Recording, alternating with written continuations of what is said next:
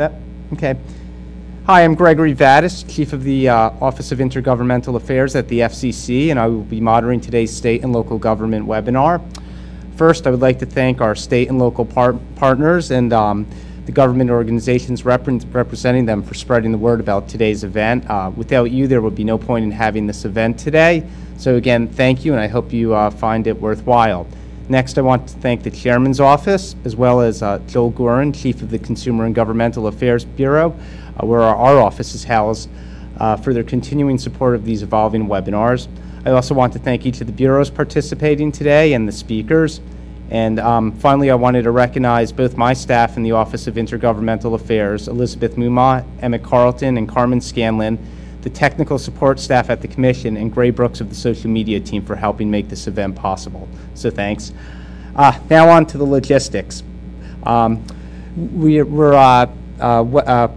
broadcasting or webcasting this event via WebEx as well as our FCC live stream. So the event page is at fcc.gov/events, and you can get all the information there. For those on the FCC's live stream, we encourage you to participate via WebEx. To participate by WebEx, please register at fcc.events.webex.com. Again, all that information is on the events page. And registration by us registration via WebEx will allow us to add you to future distribution lists, so that would be a great help. If you choose not to register via WebEx or you're having technical difficulties, you could always view the webcast at fcc.gov/live, and you could also listen on the conference bridge again, and that information's at fcc.gov/events. And finally, if you're emailing us questions via live questions at fcc.gov via the as opposed to the WebEx function, please in the subject line send us an email, and just in the subject line write registration so we could capture your email address and put you on future mailing lists. And then if you're going to send questions to live questions at fcc.gov, please put questions in the subject line. I think that'll, because we have a lot coming at us. And finally, our last piece of social media, and last but not least, is the Twitter sphere. You can send questions to hashtag FCC Live, and we'll also get those too. So we're evolving our webinars, and we're going to see sort of which medium we're getting the most questions in, and maybe tailor it a little more narrowly next time. So thank you, and I want to now turn this over to Joel Gorin, Chief of the Consumer and Governmental Affairs Bureau, and he just wanted to say a few words and address our state and local participants. Terrific. Well, Greg, thank you very much. And on behalf of the Consumer and Governmental Affairs Bureau, I want to welcome everybody to this webinar. And Greg, particular thanks to you and your team. We are increasingly trying to use this kind of format to reach out, to communicate with our various constituencies. And what you're doing here, I think, really is groundbreaking for the Bureau and for the agency. And I'm sure it's going to be very useful to all of you. Just wanted to say a few words about what our focus is in our Bureau and how important it is for us to coordinate with you around the country as we do our work. We are, as our name implies, about consumers first and foremost. That includes for us a number of issues that we cover, including bill shock, cramming, and others where we believe that consumer information and consumer protections are essential. It includes working on improving communications access for people with disabilities, access on tribal lands, and complaint handling. We actually not only record complaints, but we actually mediate complaints for consumers around the country. In all of this and in other work that we do as well, in outreach and in publishing and consumer education, we hope that we can be of help to you, both by providing information that may be useful to you and by keeping you up to speed on what we're doing here. But in addition, we really are finding more and more that you can be of great help to us in a way that we really appreciate. One example that I would cite is our recent notice of proposed rulemaking on cramming.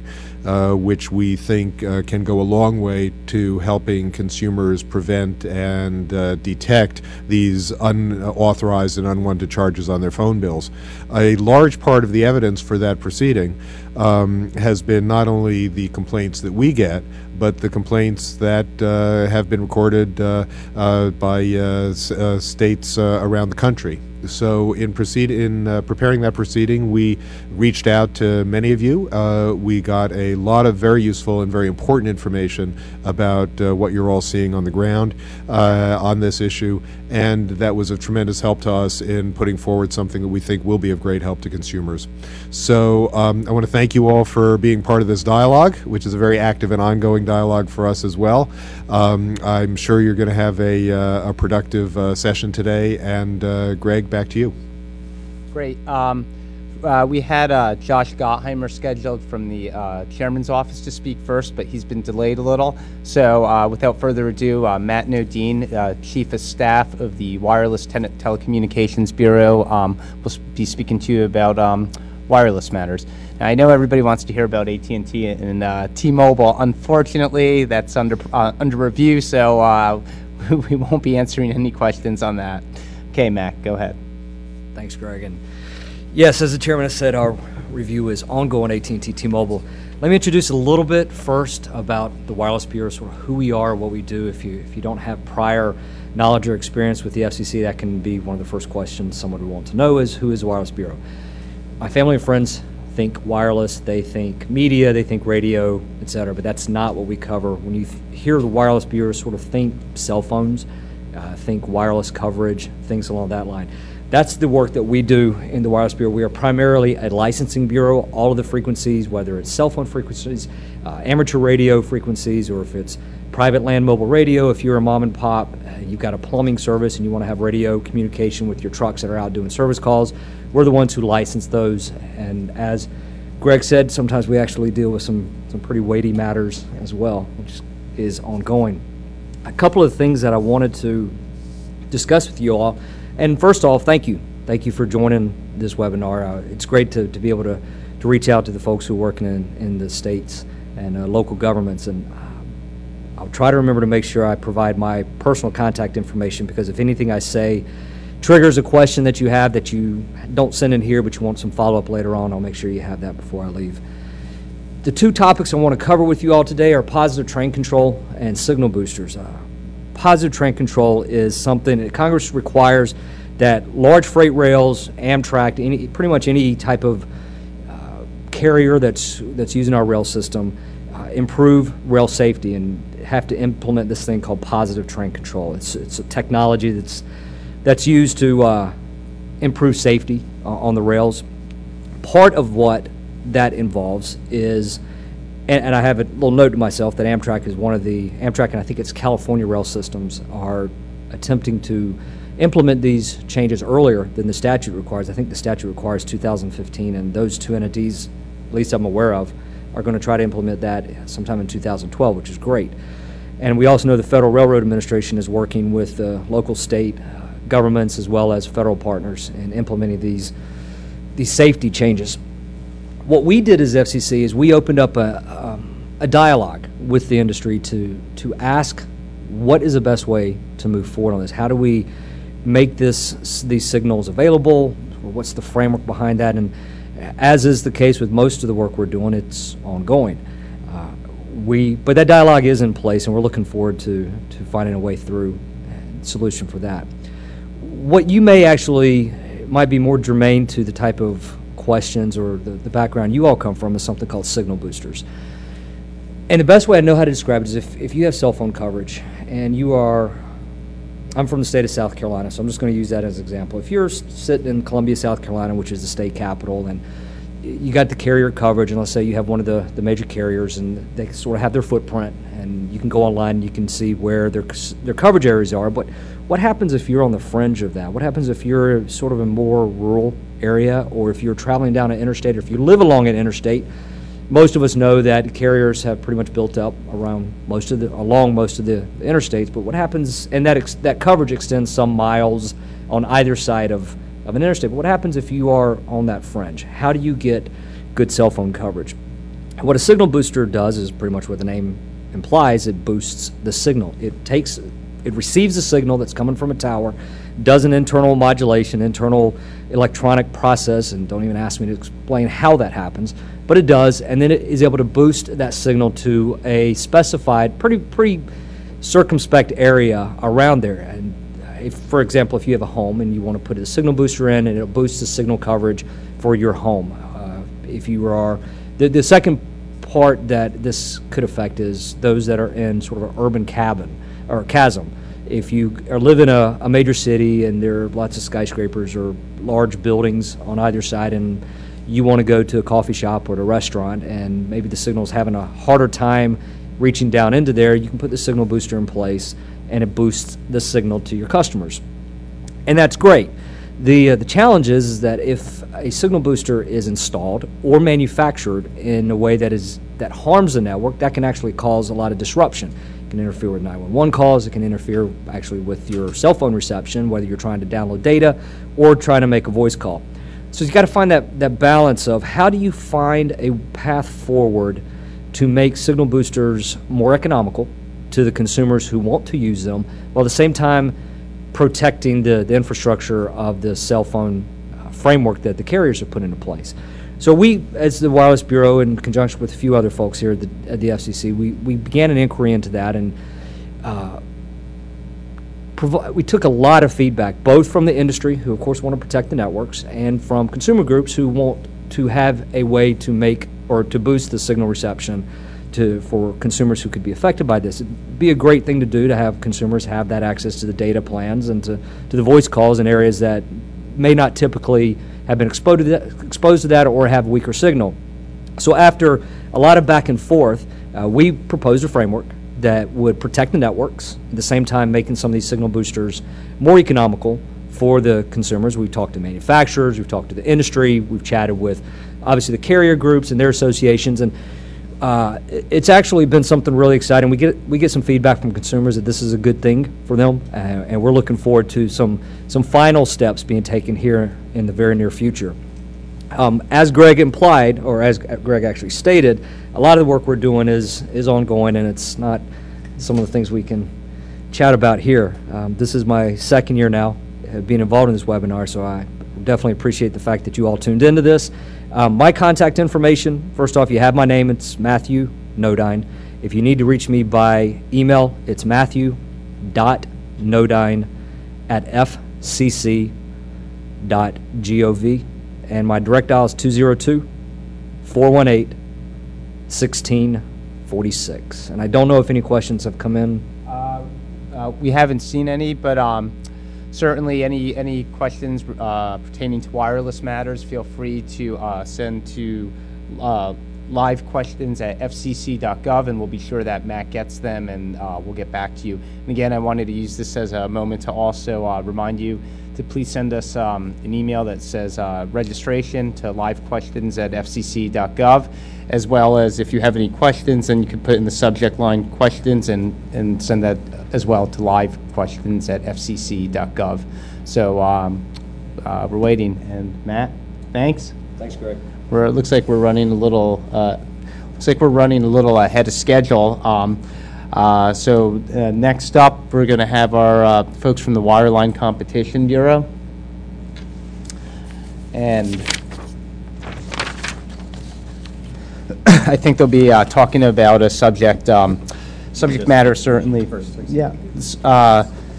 Subject matter of interest certainly to all state and local governments, the broadband acceleration notice of inquiry and poll attachments, and we are very lucky today to have with us Bill Deaver, Chief of the Competition Policy Division, Claudio Pabao, Legal Assistant to the Division Chief, and John Reel, a Senior Attorney in the Competition Policy Division.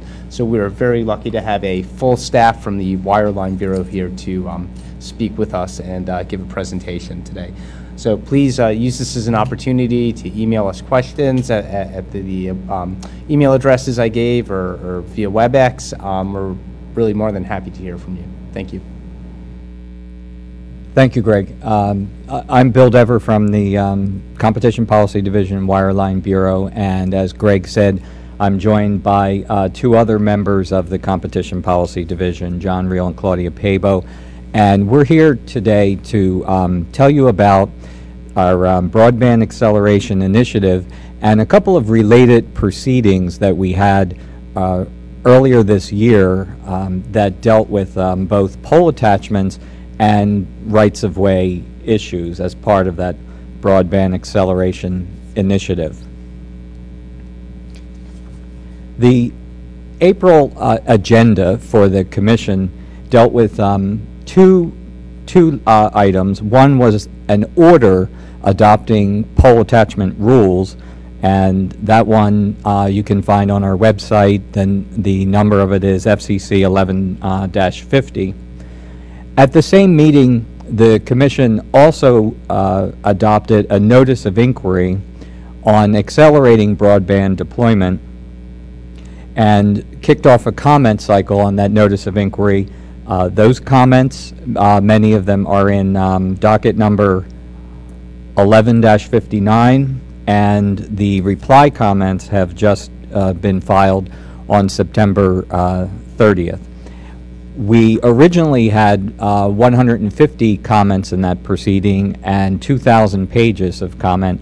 At this point, I understand we have about 325 comments, and I don't know how many thousands of pages, but I'm going to address the pole attachments order first, and then the notice of inquiry on rights-of-way, and after that, we'll take some questions. So the pole attachments order on April 7th had as its objective to promote the further build-out of broadband infrastructure. And there were three components, basically, with the order itself. We dealt with access issues, that is establishing a timeline for access to utility poles.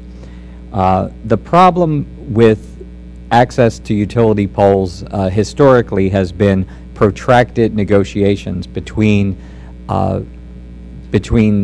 carriers that are trying to attach to poles and utility owners, in many cases an electric utility, and negotiating the rates and the terms of putting those communications facilities on the poles. Congress recognized that in many cases there's no practical alternative to putting communications facilities on a pole because of environmental and zoning restrictions and the cost of pole infrastructure. The second main area that the pole attachments order dealt with was rates, and the Commission determined that rates should be low and as close to uniform as possible, consistent with the statute. The problem with rates is that varying rates can distort investment incentives among competitors. You might have a cable company, an incumbent LEC, and another type of 2 or 3 other types of telecommunications providers on the same pole paying different rates but competing against each other for services like broadband. And finally, we looked at our enforcement rules and strengthened the enforcement with several reforms. So on the access specifically, we adopted a 4-stage timeline in response to the request for access. And this was based on, the 4-stage timeline was based on New York model, which we'll explain in a little bit. The first thing to know about our pole attachment rules, though, is that states can opt out of the federal scheme by regulating their own pole attachments. 20 states and the District of Columbia have opted out, so our rules apply in the other 30 states. In addition, municipally owned co-ops and non-utility poles are exempted. So the federal rules really apply in 30 states and not to muni or co-op owned poles. To improve access to utility poles, we adopted a 4-stage timeline that had 4 parts. One was a survey period, in which case the pole owner goes out and looks at the pole infrastructure to see whether an attacher can be accommodated, a requesting attacher. Then they prepare an estimate. There's a period for the requester to accept that estimate, and then there's a make-ready period, which is the period when you prepare the poles to have the attachment put on it. We decided on a remedy for a failure to meet the timelines that is self-executing, in that attachers may hire their own outside contractors if the survey or make-ready deadlines are missed by the utility pole owner. And this is, as I said, based on a New York model, and the utility may stop the clock for exceptional circumstances. Safety precautions are that contractors will use utility-approved contractors only. Utilities may monitor contractor work, and contractors hired by attachers for this purpose work only in the communication space on a pole. With regard to rates, different rate formulas apply to attachments by cable TV providers and telecommunications carriers by statute. The April order interprets the term cost in the telecom formula to signify a range of reasonable allocations from fully allocated costs to incremental costs, fully allocated costs at the high end and incremental costs at the low end in terms of determining a rate. The cable rate is the floor, and the rate for attachments by telecommunications companies now should be at or near the cable rate based on this formula. And that's an attempt to make rates low and as close to uniform as possible, but remaining consistent with the statute. With respect to enforcement, parties must hold executive-level discussions before filing a complaint, thus encouraging negotiated resolution of disputes. Incumbent LECs may file a complaint, for example, against an electric utility, if attachment rates, terms, and conditions are not just and reasonable. This order also eliminates back payments cap on penalties for unauthorized attachments. We adopted we said that the Oregon model was a reasonable approach here on unauthorized attachments. The Oregon model provides for per pole penalties, for notice requirements, and for a joint use forum for resolving disputes. With respect to wireless, the pole attachments order in April established a timeline for wireless attachments, including those on pole tops. It also banned blanket denials of pole top access and reaffirmed that cost-based rate applies to antennas and other wireless attachments. The slide that's on your screen right now is the timeline that was based on state models in New York and Utah, and this slide shows you the 4 stages of the timeline and the number of days that apply in each case. So for the basic timeline, it has a total of 148 days, and then for wireless attachments that are above the communication space, the total is 178 days. And that's on the next slide. So for the basic timeline, the owner of the pole will conduct an engineering survey, provide a cost estimate, and then after the estimate is accepted, there's a make-ready period of 60 to 75 days. And in the middle, you'll see that the attacher remedy here, where one of these timeline elements is missed, is that the attacher can hire a contractor to conduct the survey, and then at the end can hire a contractor to perform make-ready. And with respect to the clock, the pole owner can stop the clock at certain points. So for the wireless attachments above the communication space, it's a very similar timeline, but it has an extra 30 days because there can be issues with wireless attachments. And then for the remedy, the remedy is not that you bring a contractor for wireless attachments above the communication space, but that you file a complaint with the commission. But the expectation is that wireless timelines are not indefinite. There is some reasonable period of time in order to accommodate the wireless attachments. So that is a summary of the pole attachments order, and I think we'll hold all questions until the end, and I'll talk about the companion item that was at the April agenda. And that companion item at the April agenda was the broadband acceleration notice of inquiry. And this was a notice of inquiry on rights-of-way and facility siting. Again, the comments are in docket number 11-59. We have at this point more than 325 filings. We have several thousand pages of filings.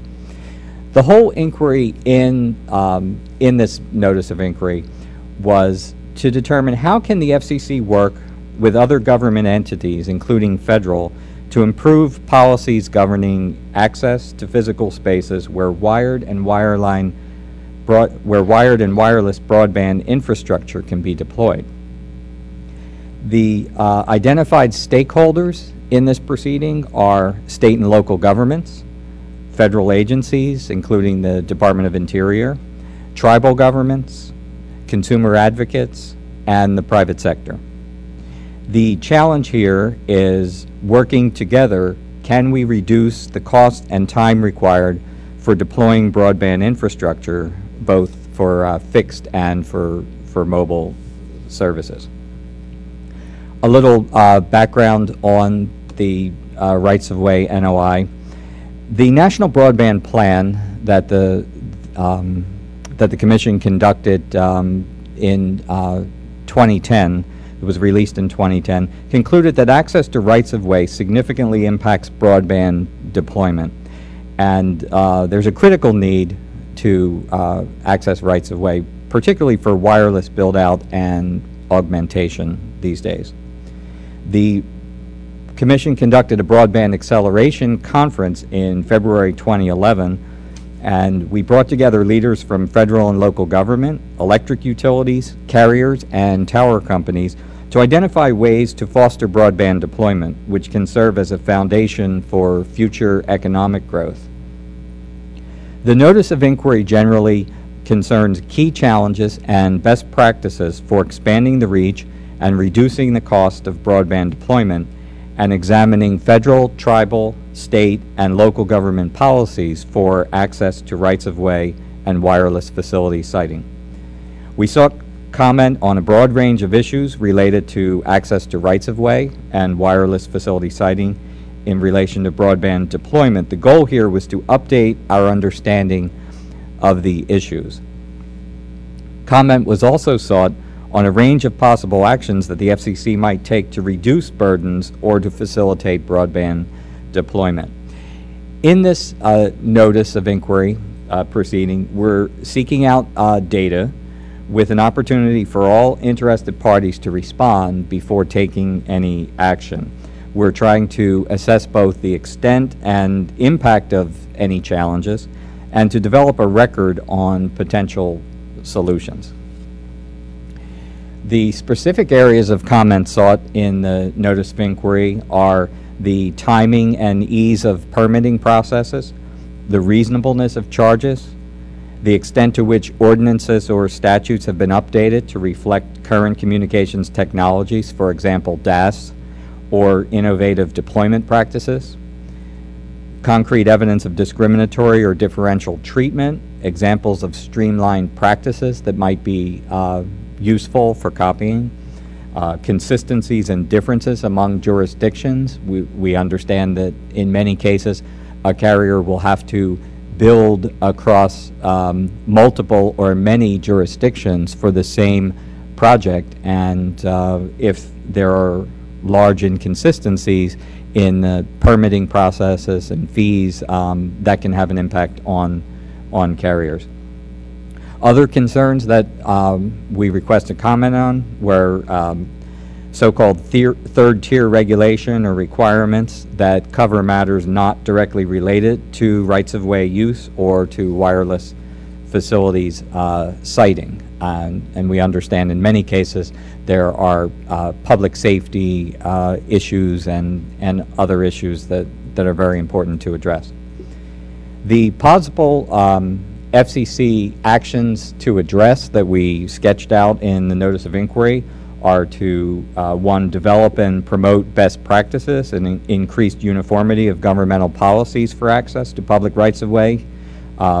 This was a recommendation by the Commission's Technological Advisory Committee, which the chairman has chartered here to advise the Commission on ways both to promote economic growth and to promote job creation.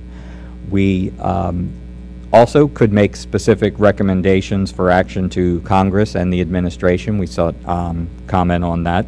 In many cases, there might need to be statutory changes. We also could sponsor voluntary mediation of public rights-of-way or facilities disputes between state or local officials and industry. And we could also adopt policy guidelines or rules, or we could adjudicate rights-of-way cases that are brought here. Those are all possible FCC actions that we sketched out and sought comment on. The current status of that proceeding, the rights-of-way NOI, is that comments were filed on July 18th. As I said, there were 150 comments. Many of them were large in size. We then had a reply comment round, and reply comments were filed by September 30th, 2011, last Friday. The current status is that staff is reviewing the record and developing recommendations for further action on all of the issues on which we saw comment. So with that, if there are any questions from those in the audience or online, are people live where they can ask questions?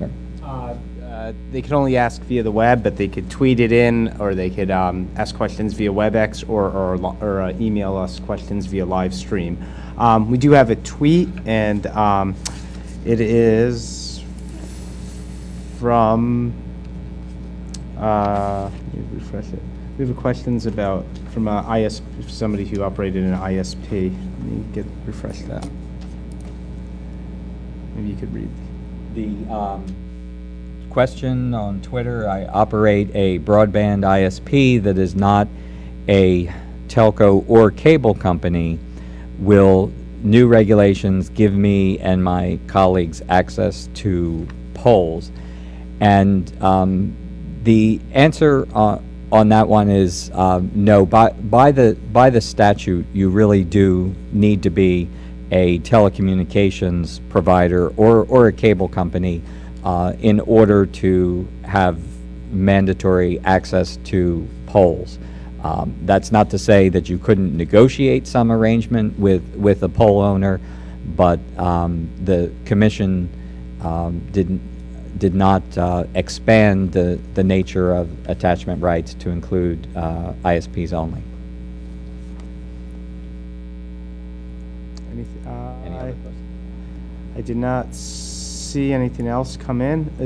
Will Claudia or John be presenting, or are they here to help field questions? They're here to help field questions. Okay.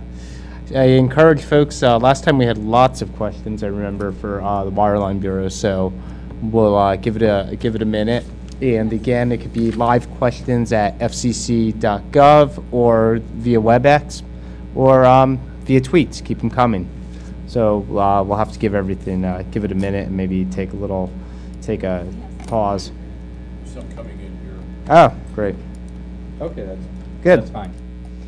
So, John or Claudia, did you have any additional points that you wanted to raise regarding either item? Okay. I think you covered it.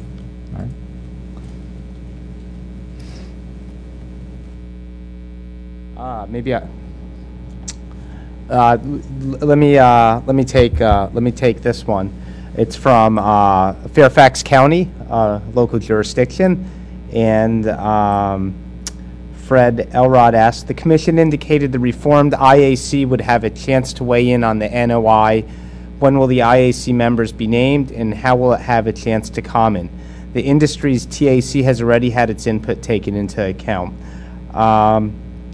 Frederick, thank you for your question. I would say the commission recently extended the deadline for IAC applicants that closed a while ago, and the applicants we had a long list of applicants. The IAC it's a great tool, state and local governments, but it's not a open forum like this.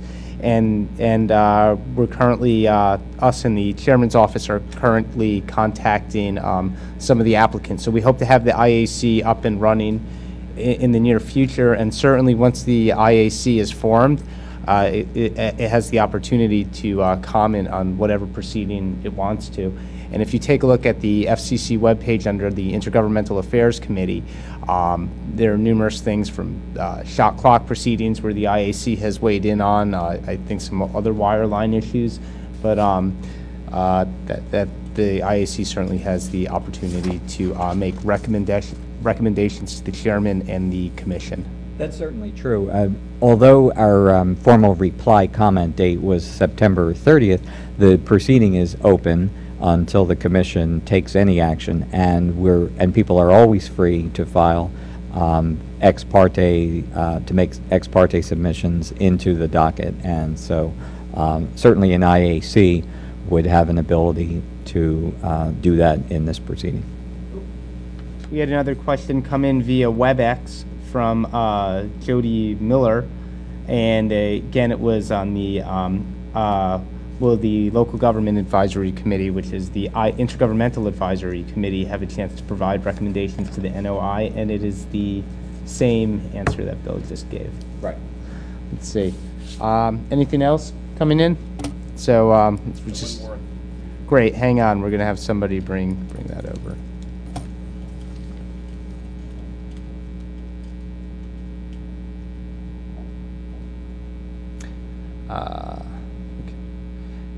How long do you think it will take before the commission takes action in response to the NOI? That's a very good question. I really don't have a particular time on that one. I would assume in the next in the coming months. Add a little bit to that. The commission and the staff are actively looking at a variety of possible actions that the commission could take, focusing on things with primarily things where we'd be sort of trying to work with local governments and local government associations, look at trying to make sure that federal processes work as well as they should, kind of cooperative efforts like that. Those are sort of, I think, maybe sort of first steps that we're looking at and studying.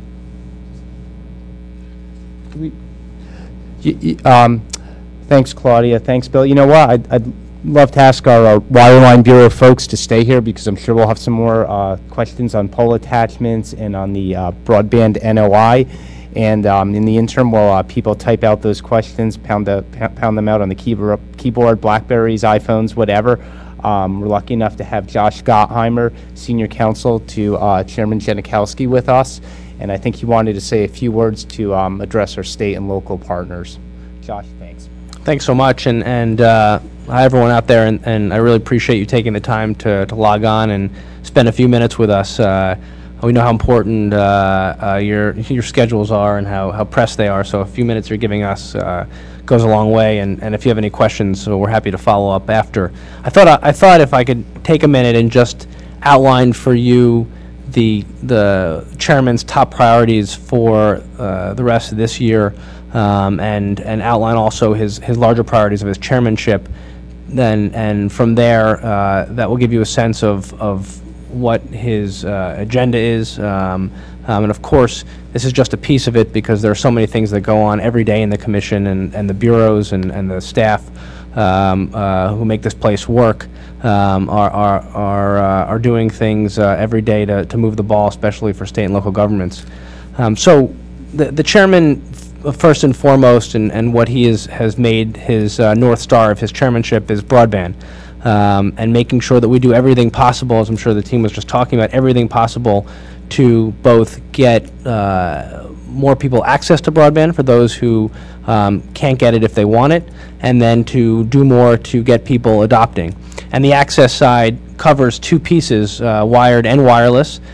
So you'll if you read what he says, he talks a lot about spectrum and unleashing more spectrum in this country, because we see a looming spectrum crunch with with what's a very exciting, vibrant time in our sector. The good news is that the apps economy is creating jobs and billions of dollars of investment and keeping the U.S. The leader in this space globally, and the envy of many continents. The tough side with that is that there's only so much airwaves for all of our smartphones and our tablets, and that if we're going to keep the mantle of leadership, we need to make sure that we free up more spectrum. He's also on the access side very focused on universal service reform, which I'm sure I think was talked about today, or will be talked about in the next few minutes. And that focus on the access side and making sure that we get broadband to all Americans, that make sure they have access. And there's 20 million Americans right now who want broadband, but who might want broadband but can't get it. And we need to make sure that we reform the program so that it works for consumers, and that we can make sure that everyone's part of this great economy, new economy that I was talking about a minute ago. On the point of spectrum, on the access side, again, which has been a major focus, that if you see, we talk a lot about incentive auctions or voluntary incentive auctions, which is something that we've been pressing for a long time, and that's on the Hill for consideration now. That's to make sure that we try to create another auction here, which the FCC has been excellent at historically, and created much value for companies and also for the government, and raised billions and billions of dollars over time. And so the voluntary incentive auctions would be a way to free up more spectrum and for mobile broadband and other uses, and also give money back to holders of spectrum and to the government. On the other side of that coin, of the access side, is what I said is the adoption side, and making sure that the 100 million Americans right now, a third of the country, who aren't adopting broadband, adopt, and do everything possible we can to make sure that they see the benefits and the reasons why adopting at home is so important. We believe in so many ways that just like we need to get phones into people's homes for our communications network in the last century, and that it was so vital to the small businesses and to Americans and a country, so that we're connected. Now we have to make sure that people see the value of broadband connectivity, and adopting broadband at home, both from a jobs perspective, getting training, or finding where jobs are, or education, and being able to use a digital textbook at home, or get online and get very rich content and extra help if you're a student or a parent, helping your children, or in the future healthcare and e-government, and so many critical resources will be at your fingertips, and we want to make sure everyone has a chance to get those great benefits. So as again, I said, the broadband is if there's one thing we eat, drink, and sleep at the chairman's office, it's broadband and high-speed internet, and making sure that we have access and that people are adopting. Of course, with all that, we want to make sure that consumers are empowered with technology, so that they can, so that we don't turn people off from adopting.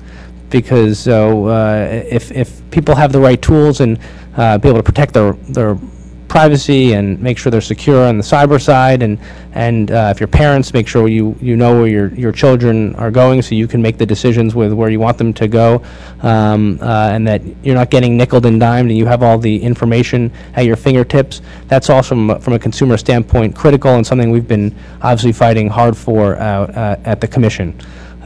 So I'll finish with the last point, which is public safety. The chairman has done a lot on next generation 911. That's something I know matters. It's critical at the local level. There's no reason right now that when you call 911 and you have an expectation from your landline phone at home, we should do everything possible when you call 911 from your cell phone that the call centers, the PSAPs, the places where you call and respond, have the best data possible to know where your location is so they can get to you. Whether you're on the 10th floor of a building or you're in a field out in the country, we should be able to make that data as good as possible for them and to get to you. We also need to deal, and the chairman's introduced and taken steps on this, introduced rulemakings and taken steps on the fact of getting texting online, because right now in most municipalities, if you text 911, it doesn't go anywhere. We saw that in the Virginia Tech example. We need to do more to make sure that when that we take the steps so that PSAPs can handle taking in texts in this day and age, so that everybody is as safe as possible, and that our first responders are equipped with what they need to respond when a text happens or when a call happens, and that's critical. So those are the major initiatives that we're focused on, and the chairman wanted me, I just saw him a minute ago, and he wanted me to send his best, and thank you all again for everything you do. Great, Josh, thanks. And before you run off, we have a question from the City of New York from Radhika Carmarker for you. And Perfect. Radhika says, beyond the changes to Lifeline and LinkUp, what other ideas are being considered by the FCC to promote broadband adoption? What can municipal governments do to coordinate with the FCC in this area? So it's great. We have the City of New York on the line, and probably many other cities wondering the same. Sure, it's a terrific question, and the good news is that we're going to have a lot more to say about this in the coming week or so. But I'll tell you for now that what we need to, especially the local level, we sort of know the three big obstacles for why people don't adopt. One is the cost of the equipment and the connectivity. Two is sort of the relevance of the content and making sure that it's rich and meaningful for people, whether that's education content or jobs finding content, so people have to understand what's available. And e-government, we think, is critical, and that could be something that cities, and I know New York City does a lot in this space, and can really be an example for us of what more can be done. The third reason is digital literacy, and I would say that's one area where the more cities could do to help point people to where they can get basic digital literacy skills, whether that's learning how to post a resume or get online and use a mouse and surf. There's just so many Americans who, because they don't have the basic digital literacy skills, can't get online. You can't apply for a job in 80% of Fortune 500 companies now on paper. You got to apply online. You can't apply at Walmart on paper. You have to apply online or at one of their digital kiosks in their stores. So the reality is, if you don't have basic digital literacy skills, you can't apply, and you're going to be left out. That's just unacceptable in this day and age, where people just don't have the basic digital literacy skills that they need. And so we need to do everything possible to get them those literacy skills, and you're going to see more out of us on that, but I think there's a lot at the local level can be done. Yeah. Josh, how squeezed are you for time? Do you have time? Last one. Last one, and I think maybe the wire. We're lucky to have Josh here. And this comes from Gary Resnick, Mayor of Wilton Manors, Florida, and I think we have the Wireline Bureau to help out as well. Thank you, Mayor. Gary asks, he says, my city has decided that we would like to make free or very affordable Wi-Fi available to all residents and businesses. Is the FCC in a position to provide information to those cities? And then he's a related question, because of state franchising in many cities, mine included, we're in danger of losing our cable franchises that provide broadband service to schools and local government facilities. Is the commission considering any proceeding to address that? So, John, I'll let you. Well, I'll turn to the experts on the specifics of the affordable Wi-Fi piece. I know that some cities do it through WiMAX, but I know that there are certain policies, and then obviously Wi-Fi itself is actually limited in the strength, right, and what it can cover. But I know that there's some complicated compared to the wireless broadbands. But I will turn over to you to make sure to answer that better than I can. Thanks. I would say, in response to the question, Gary, that you should get in touch with us. By no means are we experts on this, but we do believe in promoting the availability of broadband in a variety of ways. And we do remember the experiment, the Earthlink experiment in Philadelphia. There were probably some learnings from that. We certainly get in touch with us, but we do believe that municipal Wi-Fi can provide benefits. And Commissioner Clyburn has been very outspoken on the on the statewide legislation on municipal broadband as well. So please get in touch with us and we can talk to you. Thank you all very much thanks for having me, and thanks for doing this. It's terrific. Thanks. It's really great to have you representing Chairman Janikowski. Thanks, Thank Josh. you. Appreciate it. Do we have any more questions for the wireline folks on broadband acceleration? Nope, I don't see any coming in, and I think we have our next presenters up. So if folks have any more questions, they could email them to livequestions@fcc.gov, and we'll be sure that Bill Deaver and his team get them, and they could respond to you in a timely fashion or give you a call. There was one question. There's one more. From Ken Fellman asking, just to be clear, you've said the IAC appointments are in process. Can you definitively commit to the IAC having an opportunity to comment on this NOI? And obviously, I can't control the timing of the IAC thing, but I would think that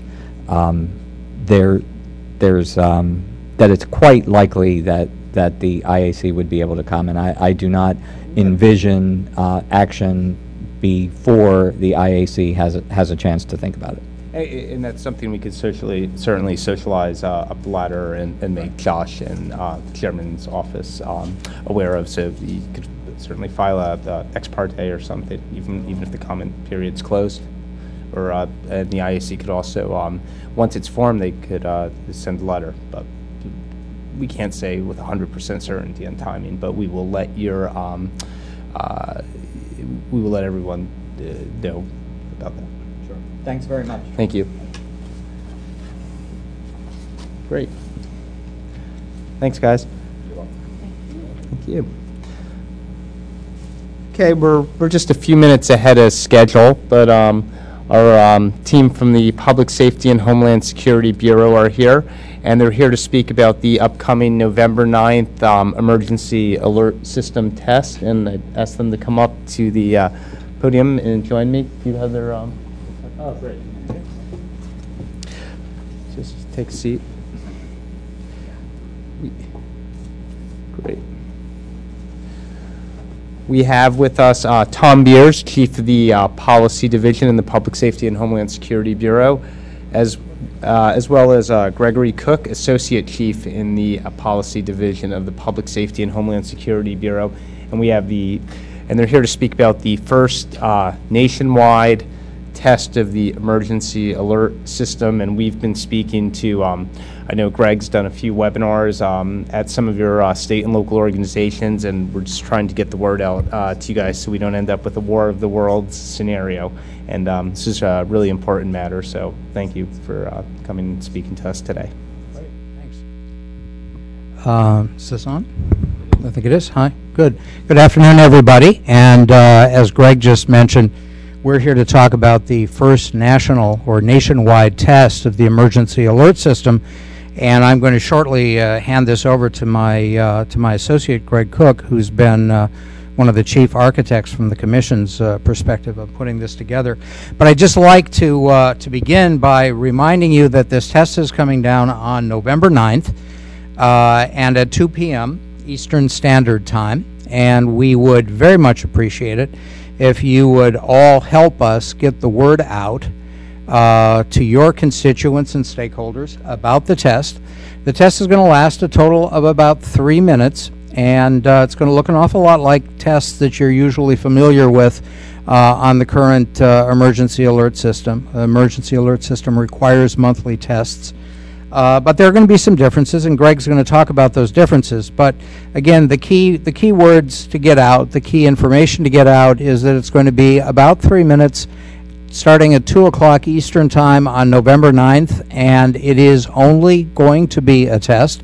And if you get calls, that's the message we'd like you to convey, and that's the message we'd like you to convey in advance of the test event. So we have some slides to walk you through what's going to happen, and I'm going to turn it over right now to my associate, Greg Cook. Greg? Thank you. And thank you very much for participating. We're happy to help you get a better idea of what the National EAS Test is going to be about. Let's see if I control what's going on here. Oh, very good. The Emergency Alert System test is part of an overall initiative that the FCC has been undergoing for the last 4 or 5 years to ensure that accurate and timely alerts and warnings are able to be delivered to the American public by local, regional, statewide, as well as national emergency personnel. And so what we're doing here is fourfold. One, we're trying to enhance the reliability of the system, hence the test. We are trying to ensure that the American public receives emergency alerts not merely over their television and radio, but over all of their new wireless devices and in more robust form in which they're receiving it right now. Hence, we're moving to a next generation technology. And also, we're really looking to see how broadband can help us develop new and even more robust and more effective alerting systems. So these are our 3 major initiatives that we're undergoing right now. But the one we're going to talk about today is enhancing the reliability of the system that's in place, which is the emergency alert system that most of you are aware of for its provision of weather-related alerts and AMBER alerts. However, this system was designed to allow the President of the United States to speak to the American public in the event of a national emergency. It is meant to link all broadcast and cable media to one alert in the case of a national emergency, and that particular linkage has never been tested. And so that is what we are going to be doing on November 9th. Now, even with next generation system in place, we will be keeping this system, the broadcast-based system, in place, because it is, if you lose power or anything like that, the backbone of the emergency alerting system. For all of your techies, you can enjoy this slide. This is the architecture that we're going to be testing. FEMA is going to initiate an alert, and it is going to be a live code alert. It is going to be the alert that would be used in the case of a national emergency. And it will be sending this alert through special equipment to a radio station, depending upon where you are, usually a big 50,000 watt plus radio station, specially designated ones around the country called a primary entry point or a national primary system, that will then disseminate this alert through over broadcast media through special equipment to a series of stations, radio and television station and cable head ends, that will each in turn broadcast to the public and each in turn deliver it to the next one down the line, so that ultimately we hope to reach every media source in the United States as well as the entirety of the American public.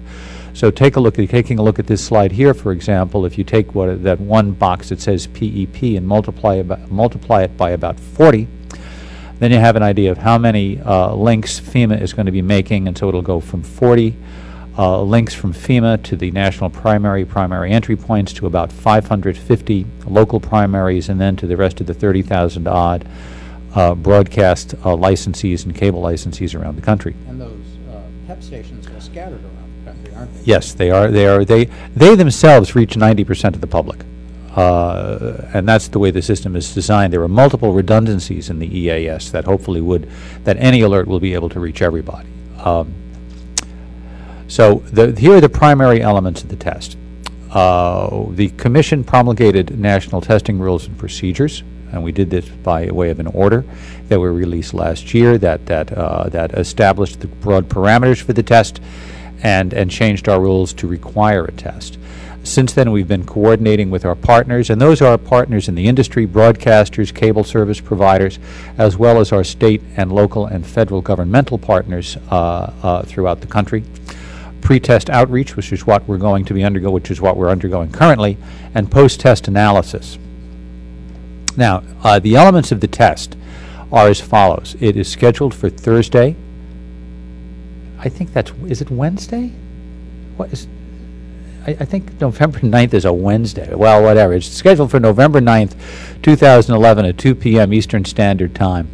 And it will consist of the delivery by FEMA to the primary entry points of a coded EAS message. Now, this test will be using the code that would be used in the event of national emergency, and we're using the live code because it affects this machinery in a very particular way, and we need to make sure that that link works. Radio, television, and cable providers will monitor the national and state and local primary sources as required in each state's emergency alert system plan. And that will take care of this initial test. Now, we plan on conducting a national test annually, and it will replace the required weekly and monthly test for the week and month in which it occurs. And this test, however, will be a little bit different from your normal monthly test because A, we're using a live code, and B, it's going to last, rather than 2 minutes, it's going to last 3 minutes, and that is to make sure that the machinery does not lock up for any test that is over 2 minutes long. The Commission and FEMA are collaborating on day of procedures. I think you can expect to see those on the FCC.gov website in the next week or two. And we are also coordinating with reporting to ensure that we have a very accurate idea of how this test worked. Because again, this is a diagnostic exercise. We really want to see what works in the system, what doesn't work in the system, what we need to do to make the system better. And so therefore, as we're dealing with our licensees, we're making it very plain to them that what we're doing here is diagnostic, that this is not a gotcha enforcement exercise to catch people making errors. We really want people to participate. We really want them to do their best, and we're going to help them succeed at this, and so analysis is very important. Currently, we require within 45 days of the test that test data be supplied to the Commission in terms of, who are you, what are your call signs, where are you located, what is your designation in the EAS hierarchy, who are you required to monitor. And what we're also working on, however, is to come up with an electronic filing system that would lessen the burden on the EAS participants and allow them to file some of the information before the test, the identifying information, let us know the day of the test whether it worked, and then have the rest of the 45-day period to give us the detailed information on how the test worked for them. One issue that has come up in the context of the test that is very important, and we're working very closely with our partners in the broadcast and cable industry, is that because we are using a live code, because we need to test with the live code, there is going to be a discrepancy between what you see and what you hear. And the audio piece is going to very clearly say that this is a test. But the text call that's going to be going across the television screens, because it is generated by this equipment and because it is generated by a live code, will indicate that this is an emergency action notification generated by this particular station for this particular date to go on until at 2 o'clock in the afternoon. We are working with our partners in the broadcast, cable, and satellite television industry to help them supply an added visual element to indicate that this is a test. So we are working with the broadcasters, and we're working with our partners in the National Association of Broadcasters and PBS and National Cable Television Association to correct this, but to the extent that it cannot be corrected, and we expect that this will not be corrected in all instances, we are doing particular outreach to the disabled community, particularly the hearing impaired community, to ensure that they understand this is a test, and that we are making all efforts to make this test as accessible to all Americans as we possibly can. This is the visual that we've been working with the broadcasters to see that they could be able to, as just a sample, that they would be able to broadcast. The crawl would cross the screen at some point here. And again, what's the role of local government? in all of this? Because this essentially is a federal test. Well, it might be a federal test, but this is a system that that can be used at all levels by state and local government to issue alerts and warnings to their populace. Certainly it's used for weather alerts. Certainly it's used for Amber Alerts. It can also be used for any other non-weather related emergency. So we really, really welcome local and state government to participate in the test, to follow us, to work with us, and work with FEMA as we reach out to you during this process, so you can get used to this system and get used to using it and making it part of your emergency services set of resources. So we would really encourage anyone at the local governmental level to work with your local broadcasters and cable service providers to ensure their participation. Work with the volunteer broadcaster state emergency communications committees. These are the entities that coordinate each state's EAS participation and draft the EAS plans that they file with the Commission. And I think we're addressing state emergency operations personnel today to a certain degree, so we really, really encourage your communication with us and with your state governors to ensure that they're all on board with this.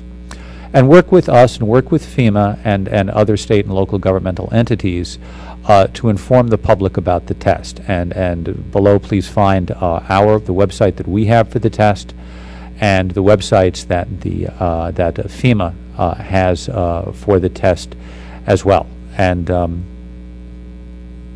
thank you very much. And I think what we really want to underscore is the unique nature of this test. The fact is, Greg said that it's going to be a little bit longer than the regular monthly tests that everyone is familiar with on the EAS. The fact that it is going to be nationwide, so that wherever you are in the country and whatever media among the broadcast, cable, DBS, other satellite, video, wireline video, the services like Fios and AT&T Uverse, you're going to get this test. You're not going to, there aren't going to be alternatives that you can switch to, or if you're in Chicago, you know, the situation where you're going to see the test and in Tuscaloosa you're not going to see the test. This is going to be a universal event on November 9th, and we can confirm that November 9th is in fact Wednesday, not Thursday. Yeah, it is. It is Wednesday, November 9th at 2:00 p.m. Eastern Time. So we've been working, among other things, with, for example, the public service answering points for the 911 system around the country to make sure that if they get calls on the day of the test from folks who haven't, for whatever reason, received the pre-publicity, that they can answer, they can field calls to help us on that end. But it's really critical that we get out as much information as possible in advance of the test. And we received a couple of questions, actually, a couple of questions that have come in, and they both kind of circle around the same issue. Jerry Lederer says, we have a number of clients that have expressed fear as to the public's reaction to the test. Could you please share with us what type of pre-publicity the FCC plans so that folks don't believe it's a real emergency or a terrorist attack? Well, Greg has just gone into that, but you're actually a key part of our pre-publicity.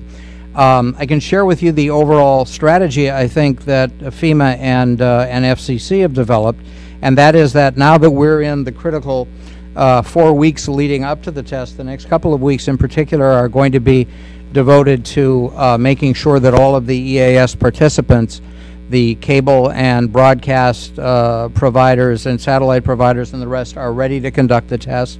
And then the final 2 weeks are going to be devoted to public outreach. And Greg's indicated that we've already done a large amount of public outreach, but we have developed PSAs, both video and audio PSAs, that we're making available to the National Association of Broadcasters, I hope, later this week. I would imagine, Greg, that those should be available to the cable industry as well? They are. The NAB already has the audio spots.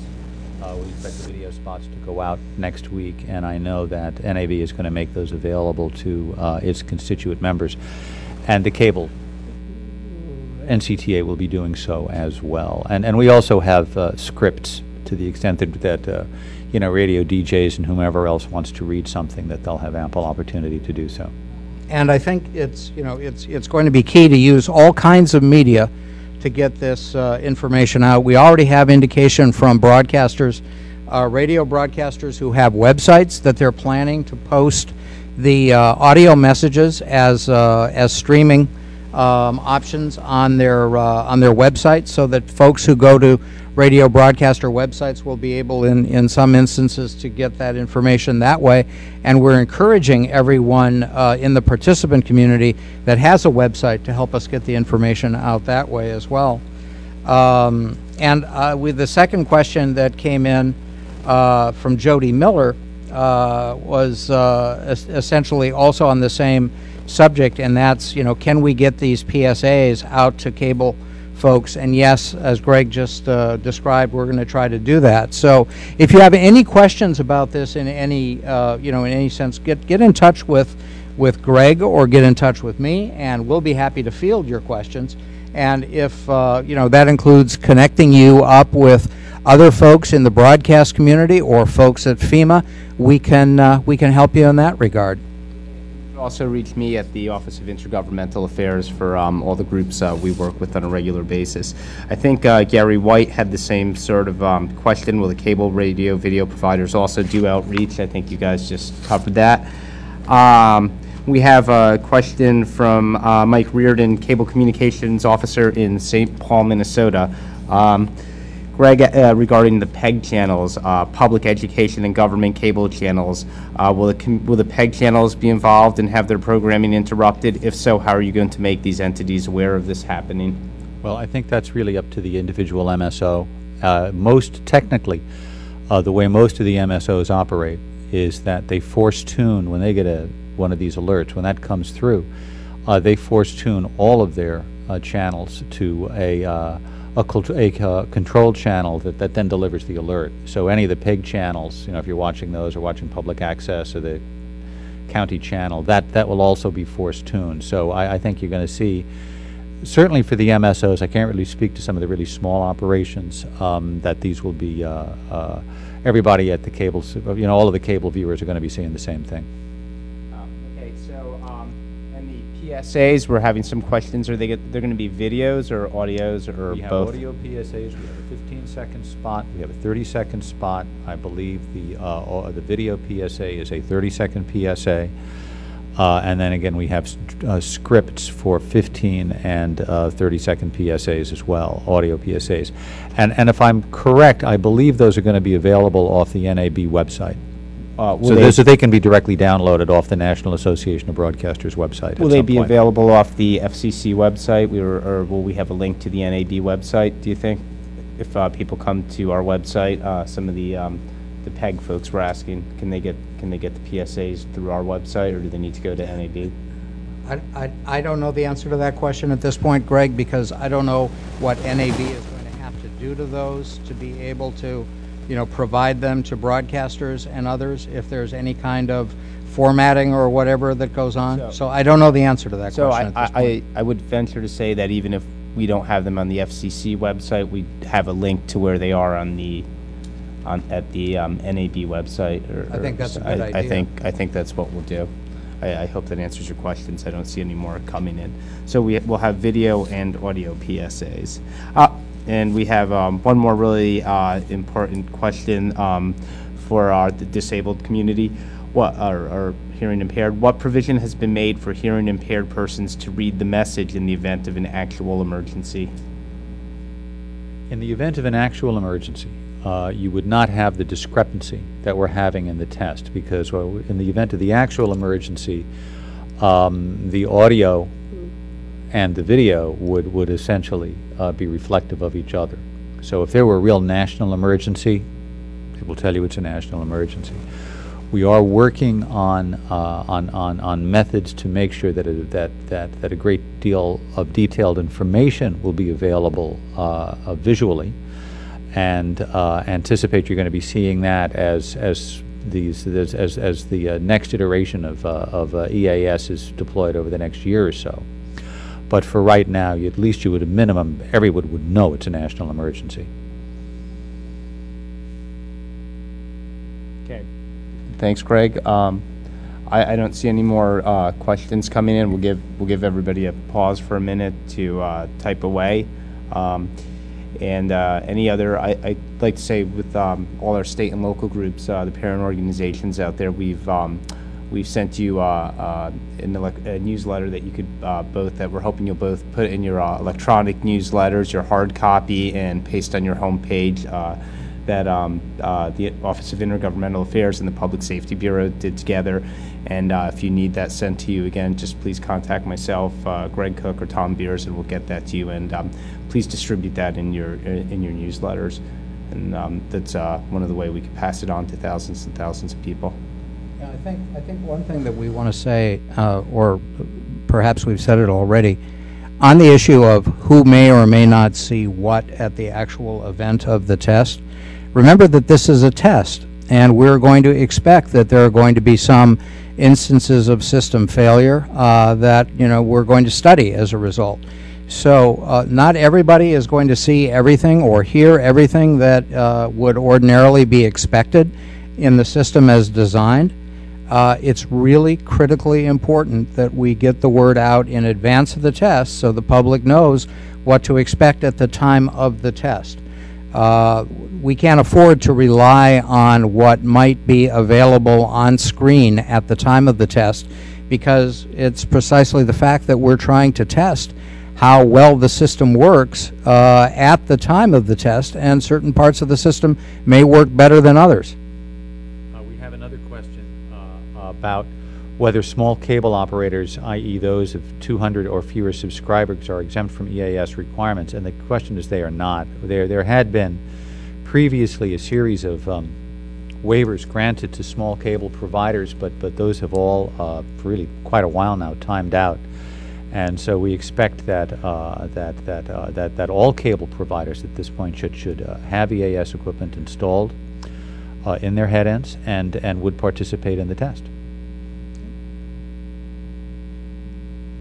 So thank you. Let me just check our Twitter feed one more time to see if anybody's tweeting away. I don't see any new questions coming in via Twitter or any other, or WebEx or live stream. So I think we're going to wrap up the EAS test for now, and we'll be reaching out to our state and local organizations between now and November 9th. You might even have an in-person visit from Greg Cook, Tom Beers, or myself, or all three at some point. Please feel free to send questions to us, and let us know if if you need any help getting the PSAs or whatever. We're certainly here to help you. So thanks, guys. Thanks so much for listening to us today. We really appreciate it. Thank you. Great. Next on the agenda, and we're actually back on track. We're going to hear from the Media Bureau. Rebecca Hansen, senior attorney in the Media Bureau, will give an overview of incentive auctions and broadcast spectrum. We're very lucky to have Rebecca speak to us on this. She's a real expert. I've heard her speak before. Well, Thanks, Rebecca. And let's see if I can get this. Oops. Okay. Is this on? Okay. So thank you, and yes, I'm here to speak about what the FCC is doing in the area of spectrum auctions, with a particular focus on a new tool that we are developing called the incentive auction, and how that applies to a particular band of spectrum, which is broadcast spectrum. Basically, spectrum is, we've been calling it the invisible infrastructure of our information economy. It's essentially the key driver for a lot of economic development and deficit reduction. As we are looking at the landscape, we're concerned that we will be facing a spectrum shortage in the next couple of years. And we're taking action now to prevent that and facilitate more spectrum getting on the market to support our wireless internet activities. And how we attempt to do that is through a new tool called incentive auctions. We think this is a key policy tool for us to manage spectrum in the future. And I'm going to be going through all these points in more detail in this presentation. With respect to the role of spectrum in the economy, spectrum is a national resource, but it's a limited national resource. It's basically the essential input to the provision of all wireless services that we're familiar with today. So everything from garage door openers to baby monitors to obviously cell phones, BlackBerries, iPads, to GPS services and satellite services, satellite television. The services that we use that aren't connected to the internet with a wire all depend on spectrum. And as new uses arise, like mobile broadband has arisen in the past couple of years, it's exploded actually, we need to shift spectrum to those new uses from historic uses. What we're facing is essentially that technology is developing at a much faster pace than the FCC can formally allocate spectrum for specific purposes. So what we are facing is we can no longer anticipate uses that will be fixed in place for a number of years at a time, but rather than dedicating spectrum to specific uses that we anticipate, what we're trying to do is move to a system where we grant licensee more flexibility in their uses of that spectrum so that they can, in a more nimble way, adapt and keep up with the faster development cycle of technology today. Wireless is also an economic engine. It's one of the very few sectors of this economy that is growing and will continue to grow and create jobs, which is another reason why it's one of our priorities for this commission. To give you some background on some industry highlights, essentially from 1992 to 2007, the wireless industry contributed 16% to the U.S. GDP annually, as opposed to an average of 3% growth in the rest of the economy annually over the same period. So it's clearly a very strong contributor to economic activity. Since 2000, there's been 12% job growth, as opposed to 1% job growth for the U.S. economy in the same period. And capital investment has been over $20 billion per year in building out the wireless sector, and we believe there will continue to be opportunities to build that infrastructure in the coming years. The applications that run on wireless devices have generated $6 billion globally in 2010 alone, so that's a very rapidly growing aspect of the economy. But in addition to these direct benefits, there are significant indirect economic benefits to a robust wireless economy. For example, in the area of education, the more robust wireless broadband there is, the more opportunities there would be for distance education, and increasing opportunities and lower cost in that area. In the area of healthcare, for example, with remote diagnostic imaging for rural areas and other opportunities there. In the area of energy, we think wireless broadband can support smart grid development and other efficiency applications, including, for example, remote consumption management. And of course, in the area of civic engagement, everything from online tax payments to learning about local political candidates to supporting citizen video journalism on the local level or other forms of municipal and county level engagement. All the secondary economic benefits that flow through these activities are dependent on more spectrum. In addition to those economic benefits, there is a benefit to the U.S. Treasury with respect to our licensing of spectrum. The FCC began licensing spectrum to licensed users in 1993. And since then, we've generated over $50 billion to the U.S. Treasury. $30 billion of that we've generated in the past 5 years, which is another indicator that there is increasing demand for spectrum. Companies are willing to pay for it because they understand the promise of economic benefit to them, as well as the consumer demand on the other side.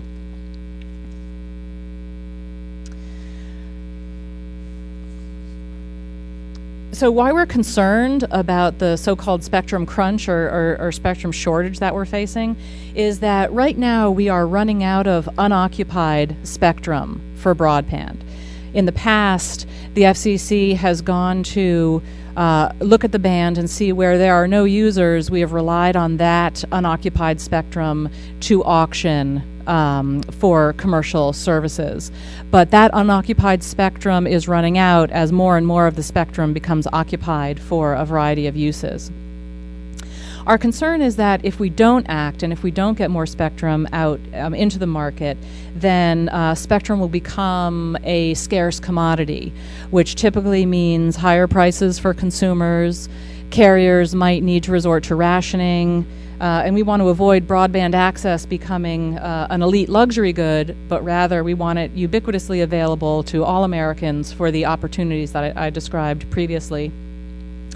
We're also concerned that the devices that we know and love today will perform more poorly without more spectrum for them to operate on, which could be dropped calls in the voice setting, or slower texting and web browsing in the broadband context.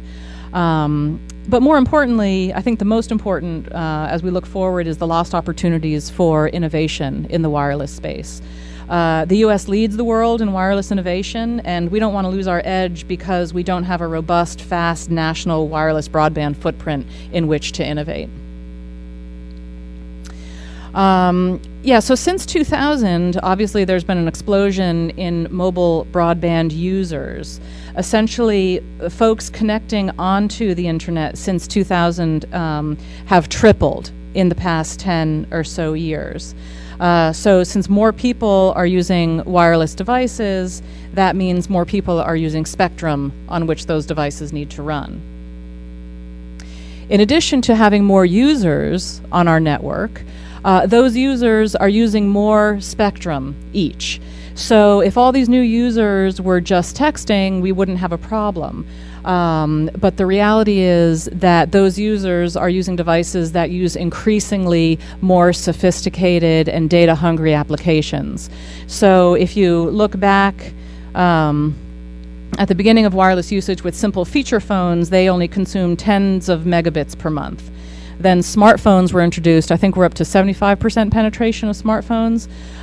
These devices, like BlackBerries and iPhones, they consume hundreds of megabits per month with maps and GPS, directions applications, music, YouTube, etc.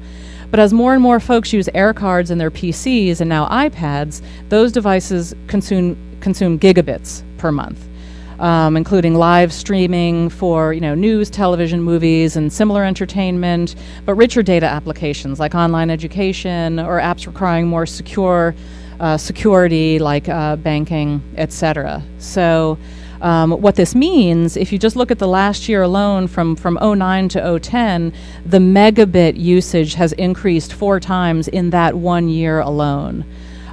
So looking at this trend, we're very concerned that there's not going to be enough spectrum for all these applications to continue to run and to continue to grow. So if you look out a couple years into the future, this chart goes till 2014, you'll see that industry analysts, including Cisco, the Yankee Group, and Coda Research, anticipate that from 2009, this growth is going to continue, and the median estimate is that this growth will go to 35 times usage by 2014. Again, that's the median. If you look at the more aggressive one, which I believe is Cisco's, that's over 45 times increase in capacity on our data network. And as the manager of commercial spectrum, it's the FCC's job to ensure that if that data usage increases at that rate, we need to make sure that there's enough spectrum to support that data usage. And by our current estimates, it's not clear that there will be enough spectrum for us to support those kinds of increases in data usage. This chart shows that by 2013, we may have a spectrum deficit of about 100 megahertz.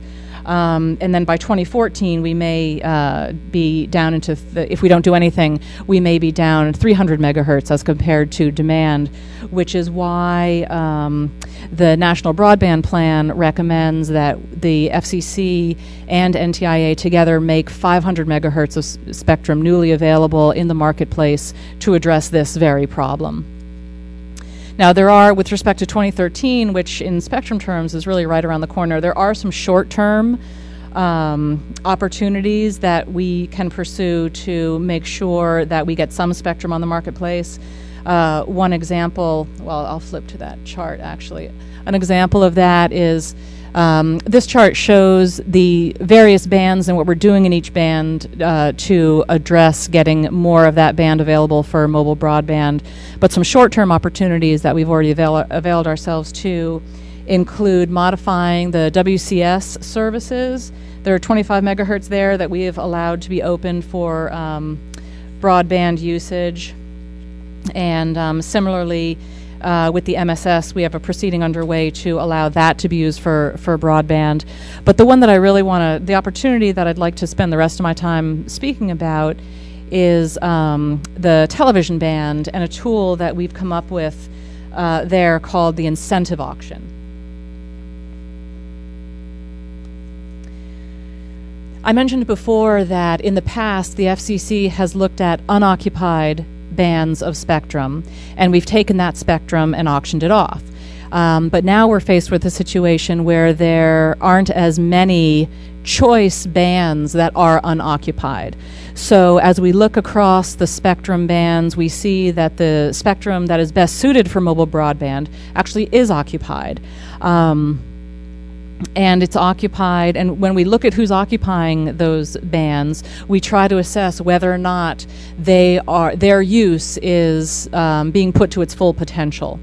And one candidate for that scrutiny has been the television bands, mainly in the upper UHF, which is the 600 band.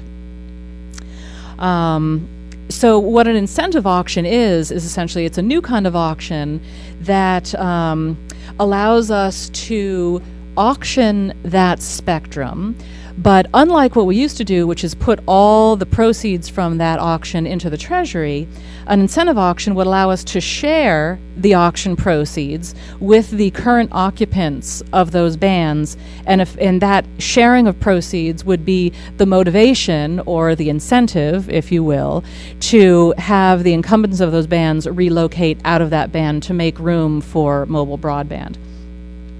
If we don't share proceeds with the incumbent of the band, there's really no reason for them to give their spectrum back.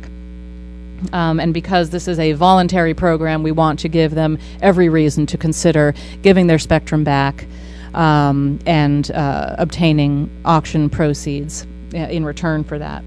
But currently, we don't have the authority to share auction proceeds with incumbents.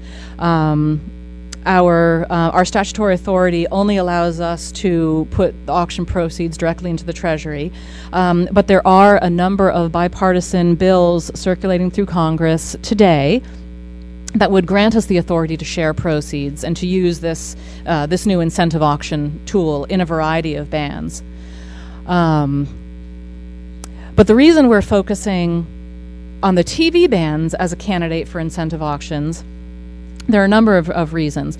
The TV bands, especially the UHF, happens to sit in a place that provides excellent propagation for wireless broadband. This spectrum allows data to travel long distances. It allows data to penetrate buildings very well, and it's very wide throughput. As these applications get more and more rich and require more spectrum, the 600 band is appropriate to carry that data. The UHF, or the 600 band, is also adjacent to the 700 band, which is what we recently auctioned in 2008 for the current LTE 4G mobile broadband build-out. We also believe that an incentive auction for the TV broadcasters will give them an opportunity to strengthen themselves financially. because with the auction proceeds that they would get from our sharing proceeds with them, we believe that they could invest those proceeds into other stations that they want to keep on the air, or programming that they want to do on a shared channel, for example. And I'll walk through those examples in a minute. Finally, we believe that the television industry is poised for new approaches to station operations that are more spectrally efficient. This is the concept of channel sharing. Given the opportunities that the broadcast community has not really been able to avail themselves of with respect to multicast channels since the digital TV transition, we're coming up with new ways for them to be more efficient, and that includes maybe 2 television stations getting on one 6 megahertz channel, which I'll walk through. So the question is, how can a broadcaster participate in an incentive auction? And we came up with 3 ways. All of these ways are voluntary. We can't stress that enough. A lot of broadcasters still seem to be under the impression that we're going to take away spectrum. The FCC has never contemplated just taking away broadcaster spectrum. That's not what this program is about. That's not what we're going to do. We don't think it's good policy. Rather, we want to encourage volunteering of spectrum through these 3 options, plus any more that we come up with during the process. The first is pretty obvious. A broadcaster who may be struggling in their business or wants to sell their station and can't because the M&A market is slow right now, they could just contribute their entire 6 megahertz channel to the auction, and in exchange we would sell that channel for them and share the proceeds with them. In this example, the broadcaster would set their own price. They would say, sure, you can have my 6 megahertz, but only if I get X dollars for it. If I get $3 million, $5 million, whatever it is, depending on the market. If you can't sell it for at least that much, then I'm going to stay in the broadcast business, and you can't take my channel from me without paying me the minimum that I have set. This, we've structured it this way because we believe that broadcasters are in the best position to understand the value of their business, and if they're effectively selling their business, we believe they should put the price on that, because we believe that this should be a market-driven program, and the FCC should not be in the business of valuing spectrum.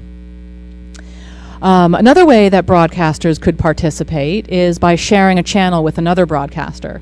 So, for example, if there's a broadcaster who makes all of his or her revenue from its primary channel, but they really haven't been able to develop programming for their multicast channels, or they're really in no position to because their margins are down, because the advertising market has been soft, then that broadcaster could team up with another broadcaster in his or her market, and they could each run their primary channel on the same 6 megahertz channel.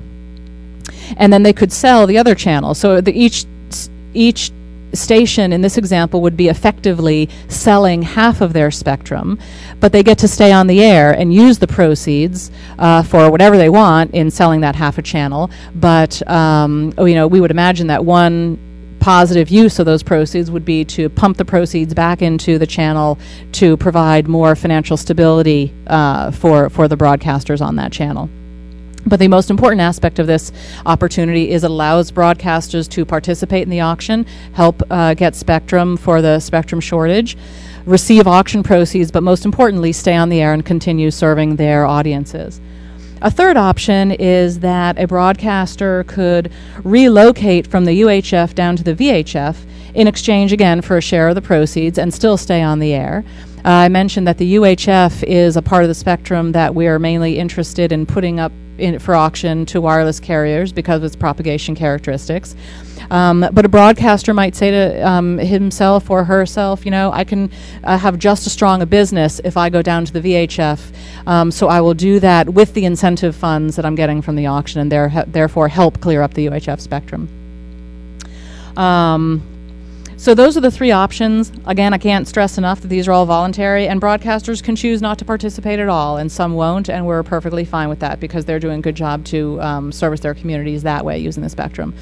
So the reason we're excited about this is because we believe that it is a win-win-win. We believe that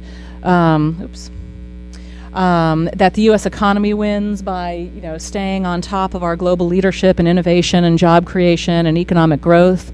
We believe that U.S. consumers win in a strengthened mobile broadband ecosystem in the areas of products and services. We believe that this could help U.S. taxpayers and deficit reductions because multiple billions, we believe, will flow to the Treasury as a result of this auction. And finally, we believe that contributing licensees will win, whether or not they're broadcasters or some other kind of licensee to which an incentive auction applies, because they'll receive a capital infusion to support their current business or new business models that they choose. So with that, if there are any questions, I'd be happy to take them. Rebecca, we've had a number of questions tweeted in, actually 4 of them from Brett Glass via tweet. So let me via Twitter. So let me give them to you one by one. Will auction spectrum have use it or lose it requirements? Do we know?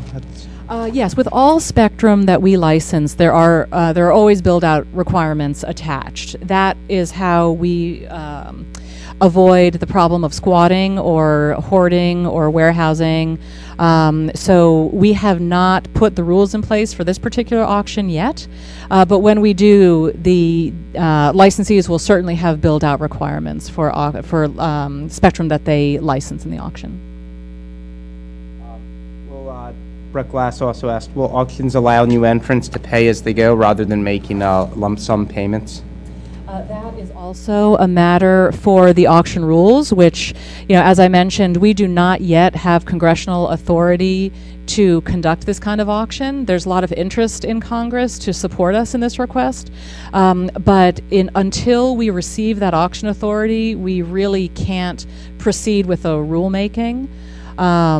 A, because we don't want to get ahead of Congress, and B, because we don't really know the limits, if any, that Congress will put on us with respect to this authority. So the answer is that is a question that will be handled in the rulemaking process, and we're just not quite there yet. Brett also asks, will there be spectrum caps? Again, that is really for the rulemaking process. But I'm glad you're very interested. And again, I think this is going to be another one hashed out in the rulemaking process. Will spectrum be reserved for use by local providers such as local ISPs? Again, that's right. Yeah, that's an eligibility rule requirement. So I think, Brett, we ask you to please take part in the rulemaking process and send your comments in to the docket. Yeah, there will be ample opportunity for that kind of input. So that's great. And the more we hear from people, the more we'll consider all those options in our rules. We also have a question from Fairfax County government. The broadband deployment NOI proposed for comment the idea of a cost-based standard for local rights-of-way fees. Is the Commission considering a corresponding cost-based standard for spectrum fees, such as payments based solely on the Commission's cost of making the spectrum available rather than auctions in order to encourage broadband deployment? At this point, we are pursuing the auction approach. I am aware of that recommendation in the broadband plan, but at this point, we decided to put all our energies into getting incentive auction authority, which is why we focused on the auction approach as opposed to more of the recurring revenue fee-based approach, which is, I think, what you're referring to. I think that maybe, Rebecca, thank you. That was an excellent presentation. This is certainly a hot topic, and certainly the timing is right. Yesterday, with the release of the new iPhone and even more spectrum being eaten up, and the Android handset. So, this is certainly of interest to everybody. I don't see any more questions coming in via Twitter or FCC Live or WebEx. So. Give it a second, and I think that's it. And I think I think what we'll do is we have one more question coming in. Great. All right. And really, I didn't.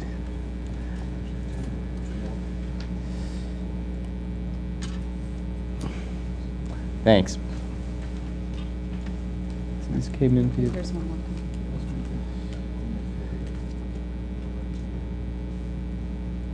Somebody asked, could spectrum reallocation result in loss of over-the-air broadcast channels currently available to older or lower income viewers? Well, as I mentioned, the program is completely voluntary, and so if the broadcaster makes his or her decision to participate in the auction in the first option, which was to go off the air, then yes, the broadcaster has decided to go off the air, and whichever audience that broadcaster is serving, then yes, there would be an impact to that audience. The way the question is phrased, though, there is no link between how we're structuring the auction and particular audiences that would be impacted. So it's really the choice of the broadcaster to give their spectrum back and go off the air.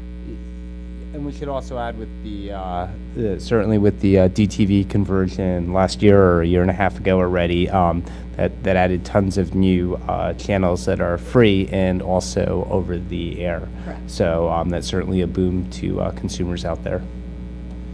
Yeah, no, we honestly believe that there will still be plenty of free over-the-air television after this auction is concluded. We have another question from New York City. From Bruce Regal. A variation on Fairfax County's question. Does the FCC's approach to auctioning spectrum provide a model or best practice for local governments managing access for wireline companies to local rights-of-way in terms of balancing public revenues, raising and expanding access, and competition in communications? Let me read that again, Bruce. Does the FCC's approach to auctioning spectrum provide a model or best practice for local governments managing access for wireline companies to local rights-of-way? I think, Bruce, I don't know if Rebecca's going to be able to answer that. I think Bruce is, we'll get that over to the folks in the Wireline Bureau. I think that's... I think, our spectrum auction is really going to just be focusing on rules by which anyone who wants to apply for and bid on a wireless license, how they go about doing that. Other than that, with respect to how a wireless network would feed into access on a wireline network, that would not be part of what we're trying to accomplish. And I think the issue is that we have authority to auction the spectrum, and we lease the spectrum to our licensees, whereas the local rights of way are owned by local municipalities, states, governments, cities, etc. So I don't know that we could tell them to go ahead and auction access to it. But to the extent that's right, that's not in that. But to the extent that helps with local rights of way, and that's an issue that people are thinking about, our local partners with their rights of way and how to grant access to that. We welcome those ideas. Good question. Anybody? All right, I think Rebecca, thank you very, very much. Great presentation, lots of questions, so we appreciate it, and our state and local government partners do as well. With that, we're going to move on to the Consumer and Governmental Affairs Bureau. We're going to, is my mic on? We're going to move on to the Consumer and Governmental Affairs Bureau, who's going to, and John Adams, a senior attorney there, is going to do a presentation on cramming, and I think that's certainly of interest to all our state and local governments. I'm sure state PUCs and AG's offices may be getting a lot of questions on cramming on phone bills.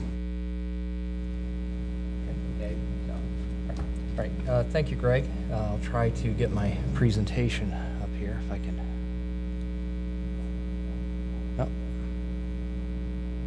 Okay, there we go.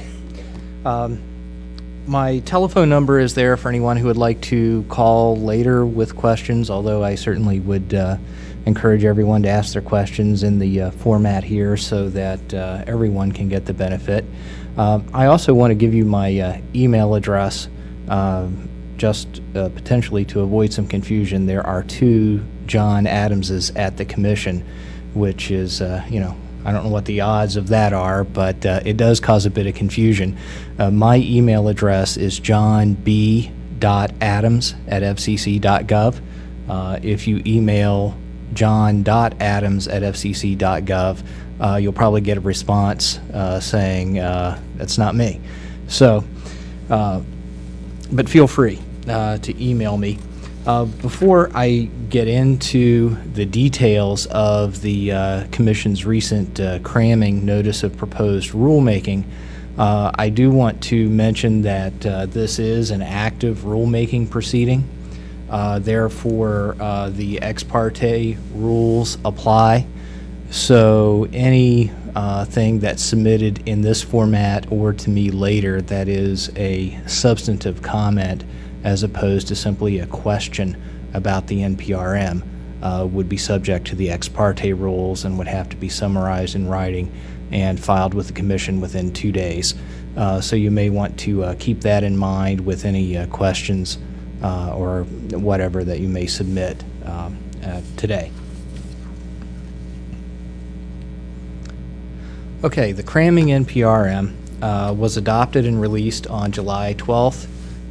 Comments are due October the 24th, and reply comments are due November the 21st. So those dates are coming up relatively soon. So far, I can tell you that we have received a tremendous number of comments from individual consumers who are concerned about this issue. All of those comments are available to be reviewed if you'd like on the FCC's website. But it's really been amazing the interest that individual consumers have shown in this rulemaking proceeding. The numbers of comments are much higher than what we normally see from individual consumers. Okay, first, what is cramming? Very simply, it's placing unauthorized charges on a telephone bill. Usually, those are third-party charges that are considered problematic by consumers, but it can be a carrier charge, from a telephone company or a long-distance company or even one of their affiliates. Often, the charges that are disputed by consumers are entirely fraudulent, meaning that it's entirely a made-up charge that somebody has submitted to the billing telephone company to bill to the consumer. There are mentioned in the NPRM a few court cases that have been brought by the Federal Trade Commission against some of these crammers, and some of those make for some very interesting reading about the methods that the crammers use to get charges on phone bills and also to avoid detection by not only consumers but by state and federal officials who may take exception to their activities. The cramming NPRM proposes rules that would amend the existing truth in billing rules, which can be found at 47 CFR 64.2400 and 2401. The proposed rules essentially put forth 4 total proposals, 3 new proposed requirements for wireline carriers, and 1 proposed requirement for CMRS carriers, or commercial mobile radio service carriers, such as cellular telephone. This reflects the complaint numbers that we've received. 82% of the cramming complaints the Commission receives relate to wireline telephone service, and only 16% relates to CMRS or wireless. So it appears that cramming is a bigger issue with wireline than it is with wireless. That may or may not actually reflect reality, but that's what the complaints numbers suggest. And just so you know, that between 2008 and 2010, the Commission received approximately 2,000 to 3,000 cramming complaints each year. Okay, and then finally, the NPRM raises a number of other issues for comment, which we'll kind of go through towards the end of the presentation. All right, for wireline carriers, the Commission has proposed requiring the carriers to inform customers on the bill, on their website, and at the point of sale if the carrier offers the ability to block third-party charges from appearing on their phone bill. The record that we've developed so far in this proceeding suggests that many wireline carriers already offer blocking capability to the consumers, but customers don't know about it, and they don't find out about it until they experience cramming and complain to their phone company of these unauthorized charges, and that's when they find out about the ability to block third-party charges. So we want to make sure that consumers are aware of that in advance to help them prevent cramming from occurring to them. There are a number of other questions, I guess sub-questions, that we asked with respect to this notice. One of the major issues is the formatting and what should that notice look like. We feel that it should be apparent to a reasonable consumer, but we want to know what that really means in terms of how it appears on the bill, on the website, what kind of disclosure is provided at the point of sale. And it also includes accessibility issues and making sure that that disclosure is accessible to people with disabilities, and also with maybe with limited English proficiency, or people living on tribal lands, that sort of thing. We also asked about whether carriers should be permitted to charge a fee for blocking third-party charges. As far as we are aware at the moment, no wireline company charges a fee for doing so. But we want to inquire whether there should be a prohibition on fees. And then, of course, there were a number of other questions that, if you're interested, you can see in the NPRM itself. Another requirement that's been proposed for wireline carriers is to place third-party charges in a distinct section of the bill separate from carrier charges. The existing truth in billing rules already require charges to be separated by carrier. However, many of these third parties are not carriers, and there doesn't seem to be any consistency in the way these charges are presented on bills that separates them from carrier charges, such as charges for local telephone service or for long-distance service. And we want to try to make it easier for consumers to identify charges that are not from one of their preferred carriers, so that they can understand that they are being billed by a third party and can maybe take a closer look at those charges to verify that they're accurate and legitimate. That's especially true for charges that appear like voicemail. That's a common charge that or charge description that crammers will use. And if you look at that very quickly without realizing that's from a third party, you may think that's a charge from your phone company, especially if you get voicemail from your phone company. However, oftentimes that kind of service is included in a bundle, and there is no separate charge for it. But a customer who doesn't carefully peruse their phone bill may not realize that. So this proposed requirement is really intended to make it easier for consumers to identify the third-party charges. There were some additional questions that we asked along the same line, and that is whether there should be a separate listing of third-party charges on the first page of the bill. It's our understanding that many consumers simply look at the first page, they look at what date is it due and how much, and they don't go into the subsequent pages of the bill, which oftentimes can run into 10 to 20 pages depending on the number of services they have and the amount of detail that's provided in the bill. So the idea of separately listing the third-party charges on the first page may help consumers to understand that there's something there that did not come from one of their phone companies. We asked about other ways to highlight third-party charges, very open-ended question. Then we also asked about additional description of the biller, that is the third party who is submitting the charge. How much description should be there of who that entity is and what service it is that they're supposedly providing.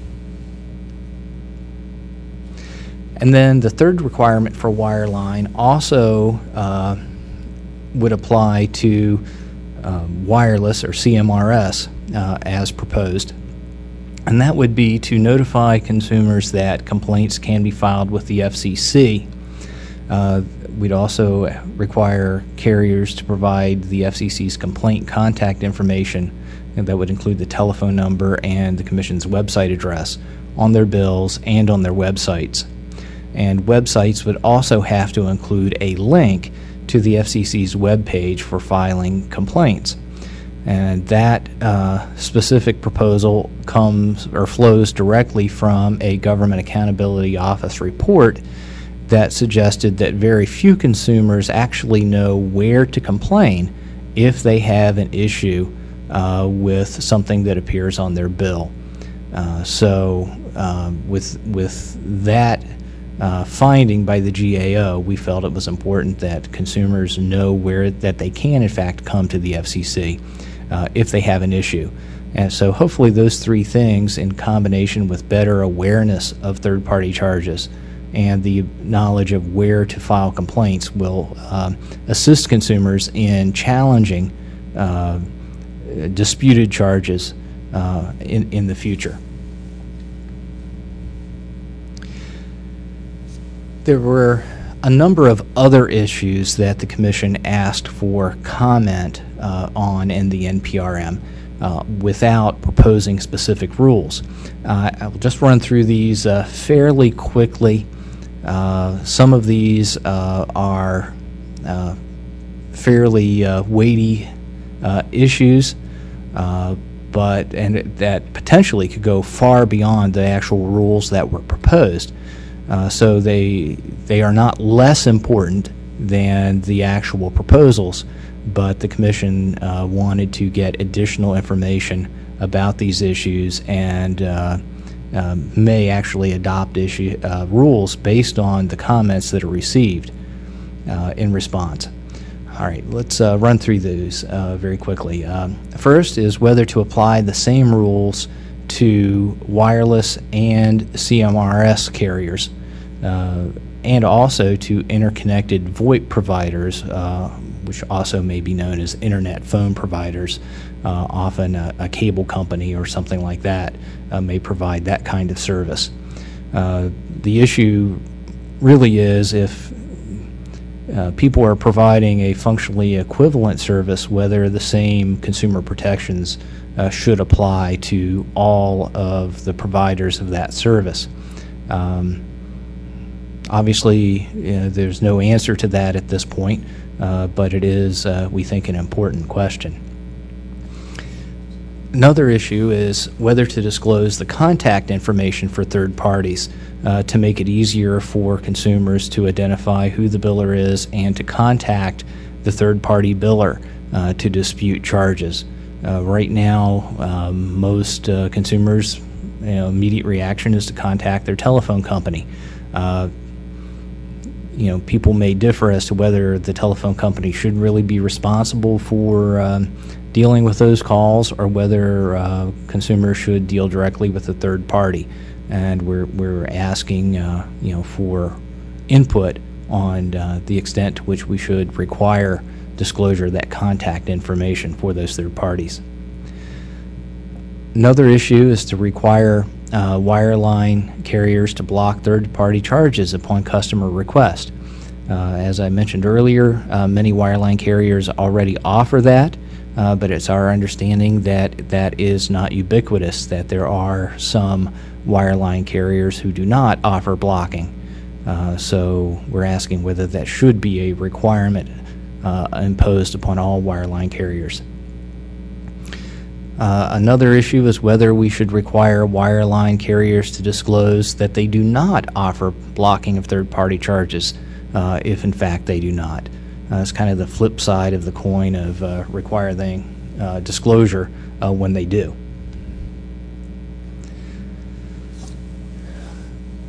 Probably one of the weightier issues here is the question of whether to prohibit all third-party charges on wireline bills. There have been some entities that have claimed that that's the only way we're going to resolve the cramming issue, and so we're asking for comment about that, although no specific rule was proposed. Another issue was whether to require carriers to screen third parties for prior violations of state and federal law before agreeing to bill for the third party. The issue there is to try to identify the bad actors in advance. Another issue is how to improve federal-state coordination to combat cramming. That may include things like information sharing, getting information about state legislation and enforcement activities that have been successful in reducing cramming, and then also new and updated information about the extent of cramming. We find sometimes that states have some really good information, and we'd like to know what they have in terms of statistics about how widespread cramming is. Another issue that's rather legalistic is whether to define service or service provider in the truth in billing rules or to use a different term. And this is really aimed at closing a potential loophole. The truth in billing rules refer to charges from a service provider. Theoretically, one could argue that if the charge is not for a service, the truth in billing rules don't apply. So to close that potential loophole, we've asked for comment about whether there should be a change to the rules and what the specific rule language should be. And then we've also asked a general question about accessibility that really already kind of discussed that issue. Just to wrap it up here and move along in the interest of time, I'll note that the Senate Commerce Committee held a hearing on July the 13th on the issue of cramming.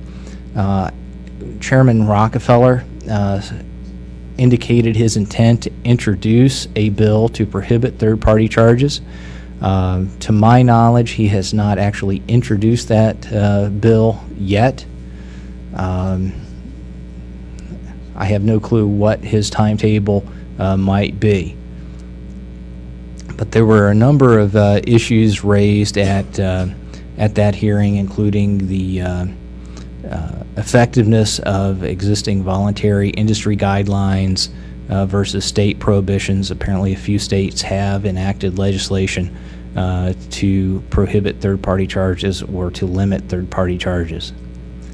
The industry at that hearing argued generally in favor of self-policing, but admitted that cramming is still a problem. Other entities, including attorneys general, wanted greater regulation.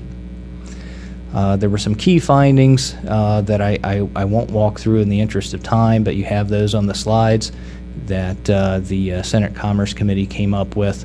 But generally, the committee staff made the case, or attempted to make the case in the report, that cramming is a major problem that needs to be addressed. John, I should note that all the slides, wait for my mic to turn on here. I should note that all the slides, yours and all the other presentations, will be up on the FCC events page, so people will be able to walk through all the bullet points. Okay. Sorry. No, that's fine. And you also have in my slides there the website address for the Senate Commerce Committee's website so that you can see all of the reports and documents that they have released as well. And that's simply commerce.senate.gov. Okay, with that, I'll open it up to questions. You know what? I don't see any questions now, but people can certainly send those in to livequestions@fcc.gov, and we will get them to John. And thank you. That was certainly a very thorough and great presentation. I know we have some folks, some AG's offices out on the out in the stratosphere, blogosphere, webosphere, whatever it is, and I know they probably found this useful. And with that said, we're going to have the Enforcement Bureau come up next, and our speakers from the Enforcement Bureau are going to be speaking on cramming as well. So we have a nice sort of cramming block as well as prepaid calling cards. And we're lucky to have with us from the Enforcement Bureau Rick Hinman, Chief of the Telecom Consumers Division, and Erica McMahon, a Senior Attorney and Advisor in the Enforcement Bureau. I'll let you guys take it over. Thank you. Some excellent presentations, and I hope the folks out there are finding them useful and helpful, especially as you consider them in your own specific situations and how the information that has been conveyed today might be helpful in your own missions. My name is Rick Heineman. I am the Division Chief for the Telecommunications and Consumers Division, and with me is Erica McMahon, who is an attorney advisor in the same division. I have to start out admitting that I'm a bit remiss in that I misplaced Erica's name tag, and although it's not on the camera, her name tag is handwritten and quite smaller than my own. But I apologize, and I especially apologize to you, Erica. Quite all right. Again, Eric and I have been asked to talk about two issues that's come up recently in the Enforcement Bureau, and we have taken enforcement action on. And those two issues are cramming, which you've heard from another bureau actions that they're taking, and prepaid calling cards. But before I get to that, I think it might be helpful for some of you out there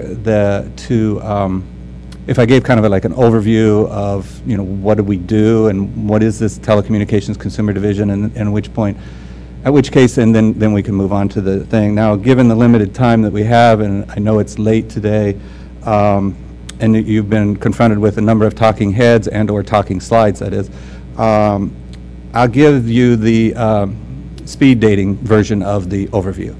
And that is we're in the Enforcement Bureau, and the Enforcement Bureau does that. We enforce the Communications Act of 1934, the Commission's rules, regulations, orders, in cooperation with other bureaus. We enforce licenses, license conditions, and so forth.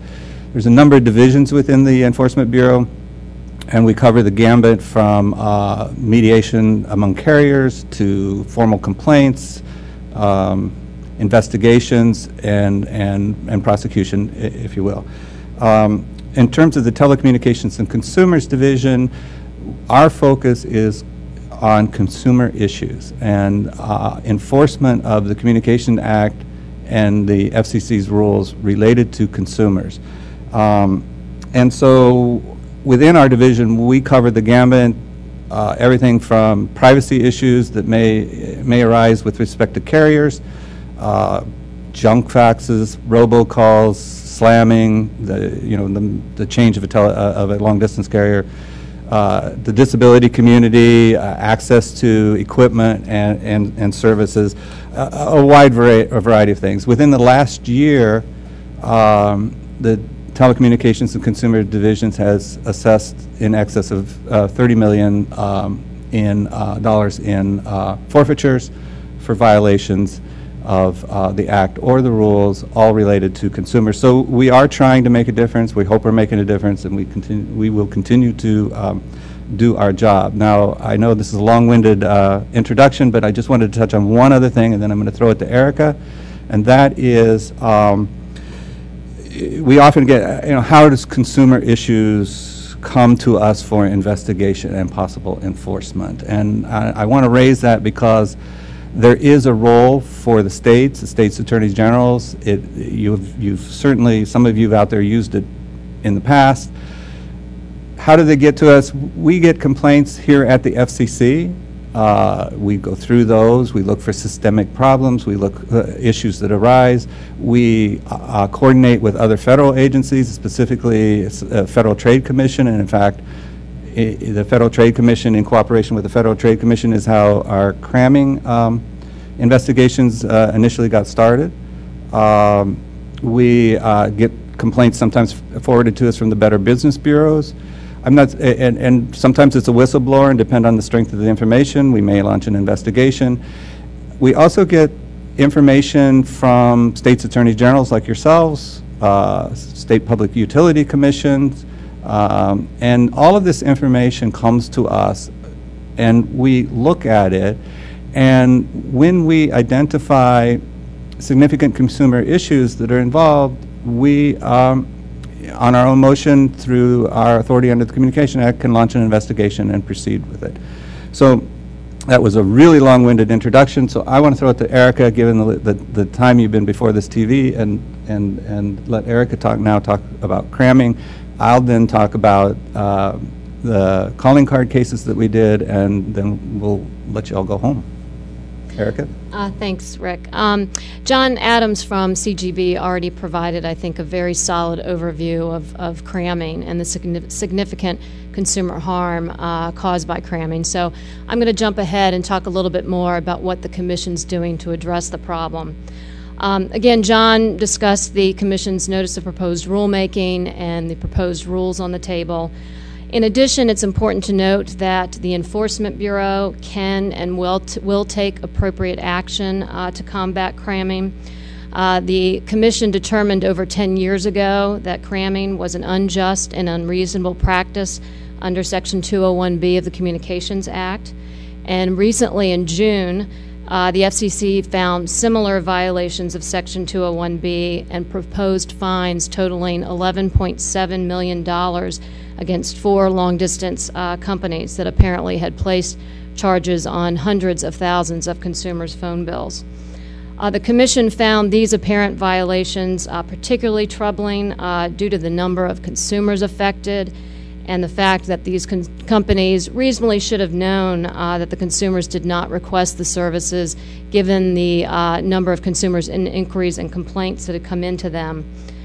In one case, one of the companies had billed over 17,000 consumers when only a handful, I think 20 to be precise, were actually using the service. In another case, one of the companies was billing over 18,000 consumers, and in that case, only 22 consumers had used the service. When we reviewed the complaints, we found some pretty shocking situations. In one, a consumer had been billed for 25 months of service that she never authorized, and she was provided with an enrollment form, and when she looked at it, the name, address, birth date, and email address did not match hers. Another consumer, a senior citizen, had been billed by a company for over a year, and when she sought a refund from the company, she was required to go to her local telephone company and obtain hard copies of the phone bills and fax them in before a refund would be issued. So it's not just a matter of, lost money to the consumer, but it's also a matter of the, time and inconvenience to the consumer of having to try to resolve the situation. So all of this is of particular concern to the Commission. Carriers that place charges on consumers' telephone bills must ensure that these charges are legitimate and reflect only what the consumer has agreed to. We also advise consumers to check their bills carefully and routinely each month and report any discrepancies or charges they don't recognize to their phone companies. Consumers should ask themselves, do they recognize, all of the names of the companies on their phone bill? Are there charges for calls that they didn't make or services they didn't order? And we particularly advise them not to ignore the small amounts. You know, crammed charges are often the amounts of $1.99 to up to $19.99, and because they are so small, they often go undetected for months or even years at a time. So it's very important that consumers contact their company if they don't recognize a charge that appears on there. And finally, they should file a complaint with the Commission if they need help to resolve the matter. And lastly, state and local government offices should continue, and I know you all are doing so already and have been doing this for many years, but you should continue to monitor the cramming complaints that come in from your local consumers, and certainly contact the Enforcement Bureau if you see patterns of complaints from a particular company or certain practices that appear fraudulent, because we're certainly interested in knowing about them.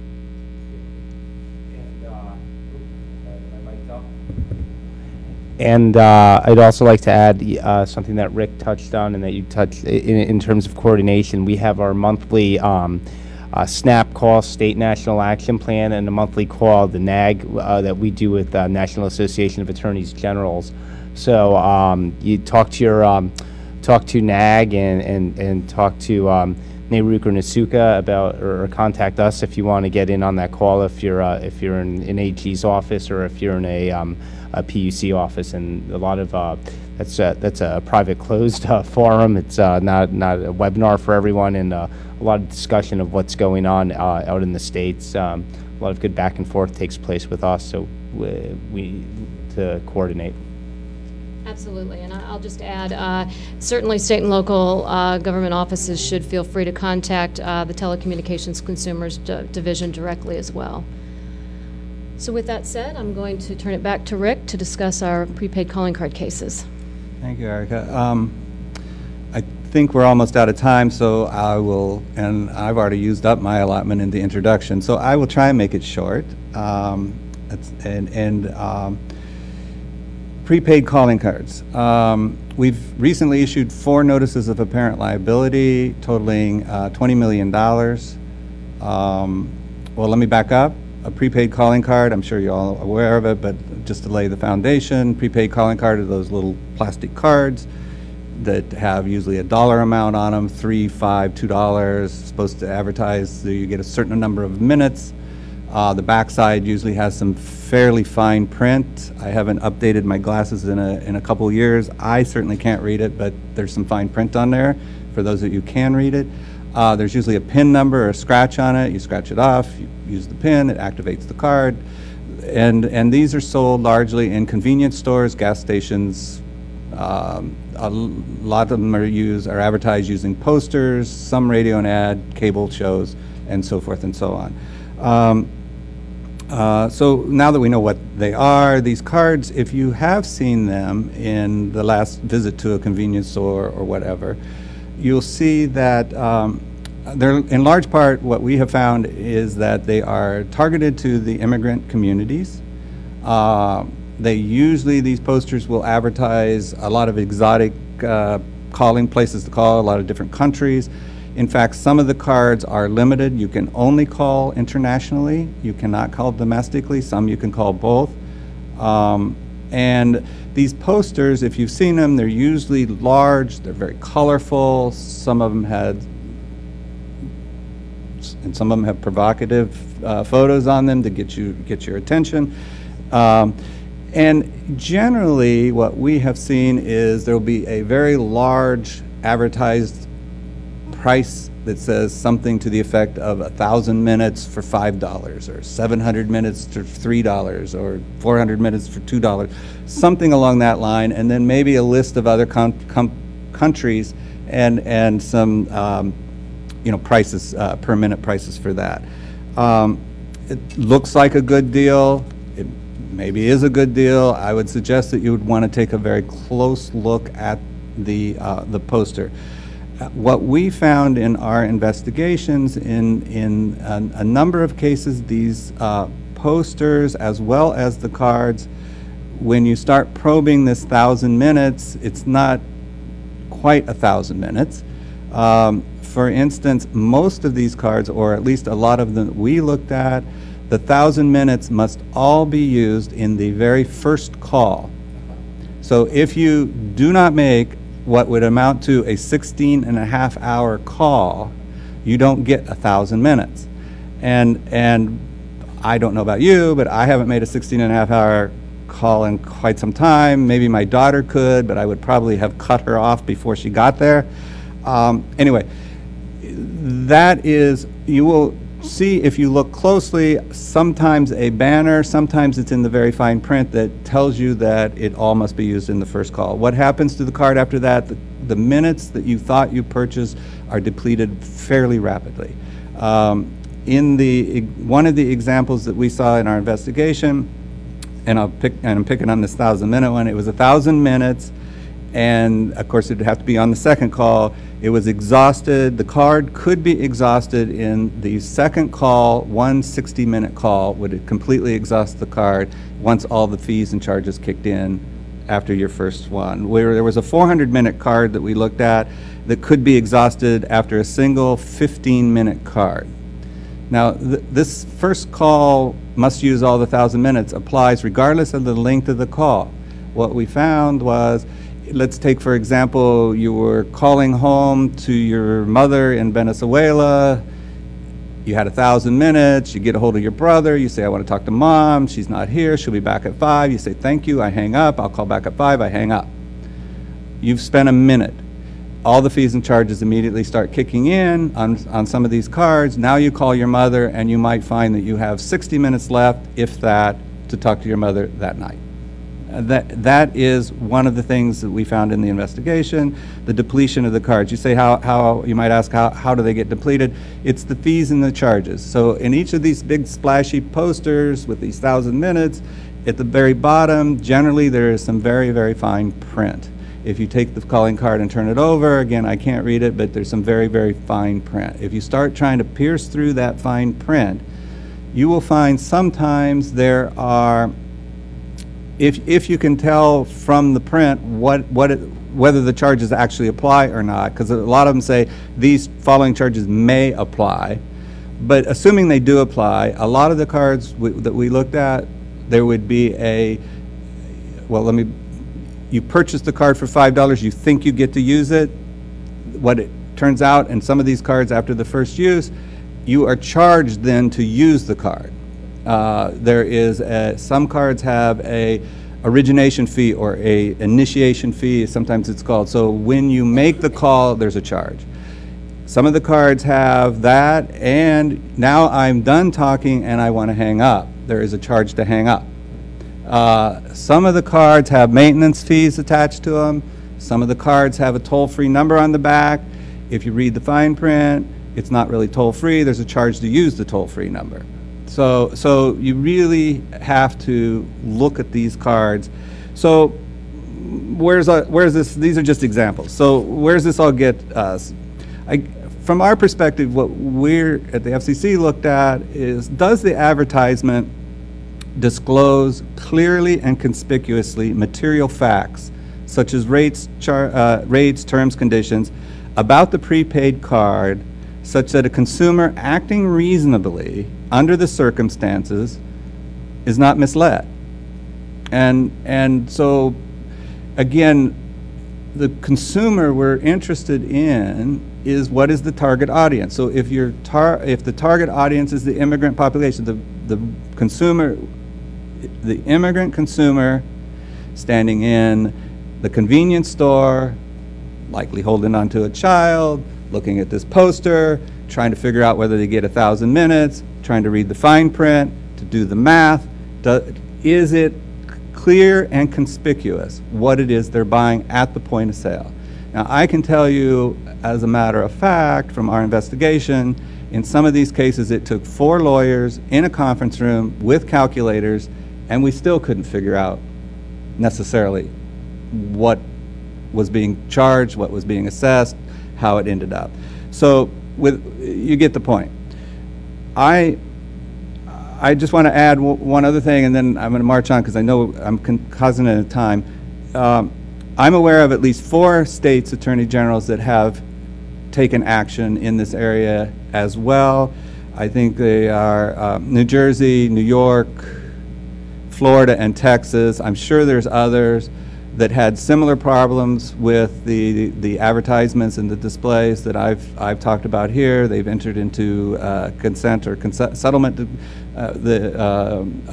with some of the calling card companies. I'm sure, again, there's more states. So this is not a problem necessarily that we're looking at from the FCC's point of view, but it's also a state matter. And I've just given you some examples of some of the states that are. I'm running out of time, so I'm going to wrap up with just a laundry list. I'll read it just to make it simple, of some of the types of complaints that we've seen in this area, and some of the some of the things that we tell consumers if they call in to us anyway. And the complaint types are cards that don't provide the number of minutes advertised on the poster. I've talked about that. Access numbers and or PIN numbers that do not work, service or access numbers that are always busy, fees associated with toll-free, I explained that, card issuers that go out of business, leaving people with useless cards, undisclosed post-call fees, this is that hang-up fee, undisclosed maintenance fees, cards that charge you even when the call does not go through, poor quality connections, cards that expire without the purchaser's knowledge, and per call fees deducted from the card that reduce the available minutes. Those are kind of a flavor for some of the complaints that we've received or have seen. And some of the things that we tell consumers that call into us or we talk to, make sure you understand the instructions on how to use the card. Make sure you understand the rates for the particular card to the extent, as I've described it, that you can figure them out. Read the fine print. I can't stress that enough. Understand the terms and conditions on the card, and pay particular attention to anything called a connection fee, a disconnection fee, a maintenance fee, a payphone fee, a toll-free access fee, or service fees in general. Check whether the advertised minutes on the card apply only to a single call, the first call, or multiple calls, and check the expiration date to avoid losing any unused minutes. And lastly, ask around, ask family members, ask others in your community that you know are using these cards, and get referrals, get some advice.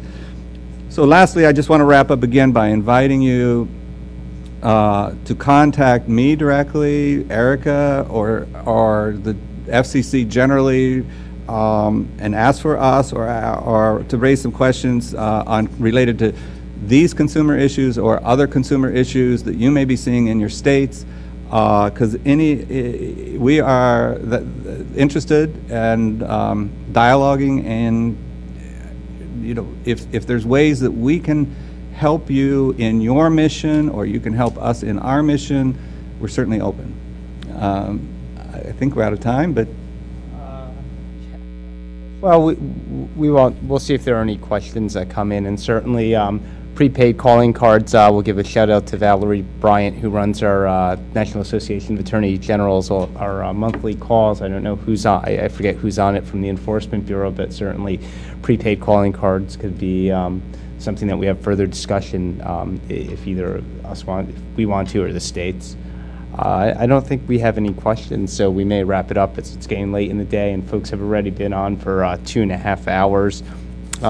I had one question come in not related to anything from the PUC in Minnesota. Is Chairman Janikowski's speech on USF and IC intercarrier compensation reform scheduled for tomorrow morning going to be archived and accessible from the FCC website? I don't know. You'll have to check the website, and if we find out, we'll send you an answer. Deborah Motz at the state of Minnesota. There's something else, but a lot of events, speeches are all under at the FCC website. On the new website, it's under events. So I encourage you to take a look. And thank you for all our state and local partners and organizations representing them for participating and for getting the word out about this webinar. And we certainly look forward to doing more of these events.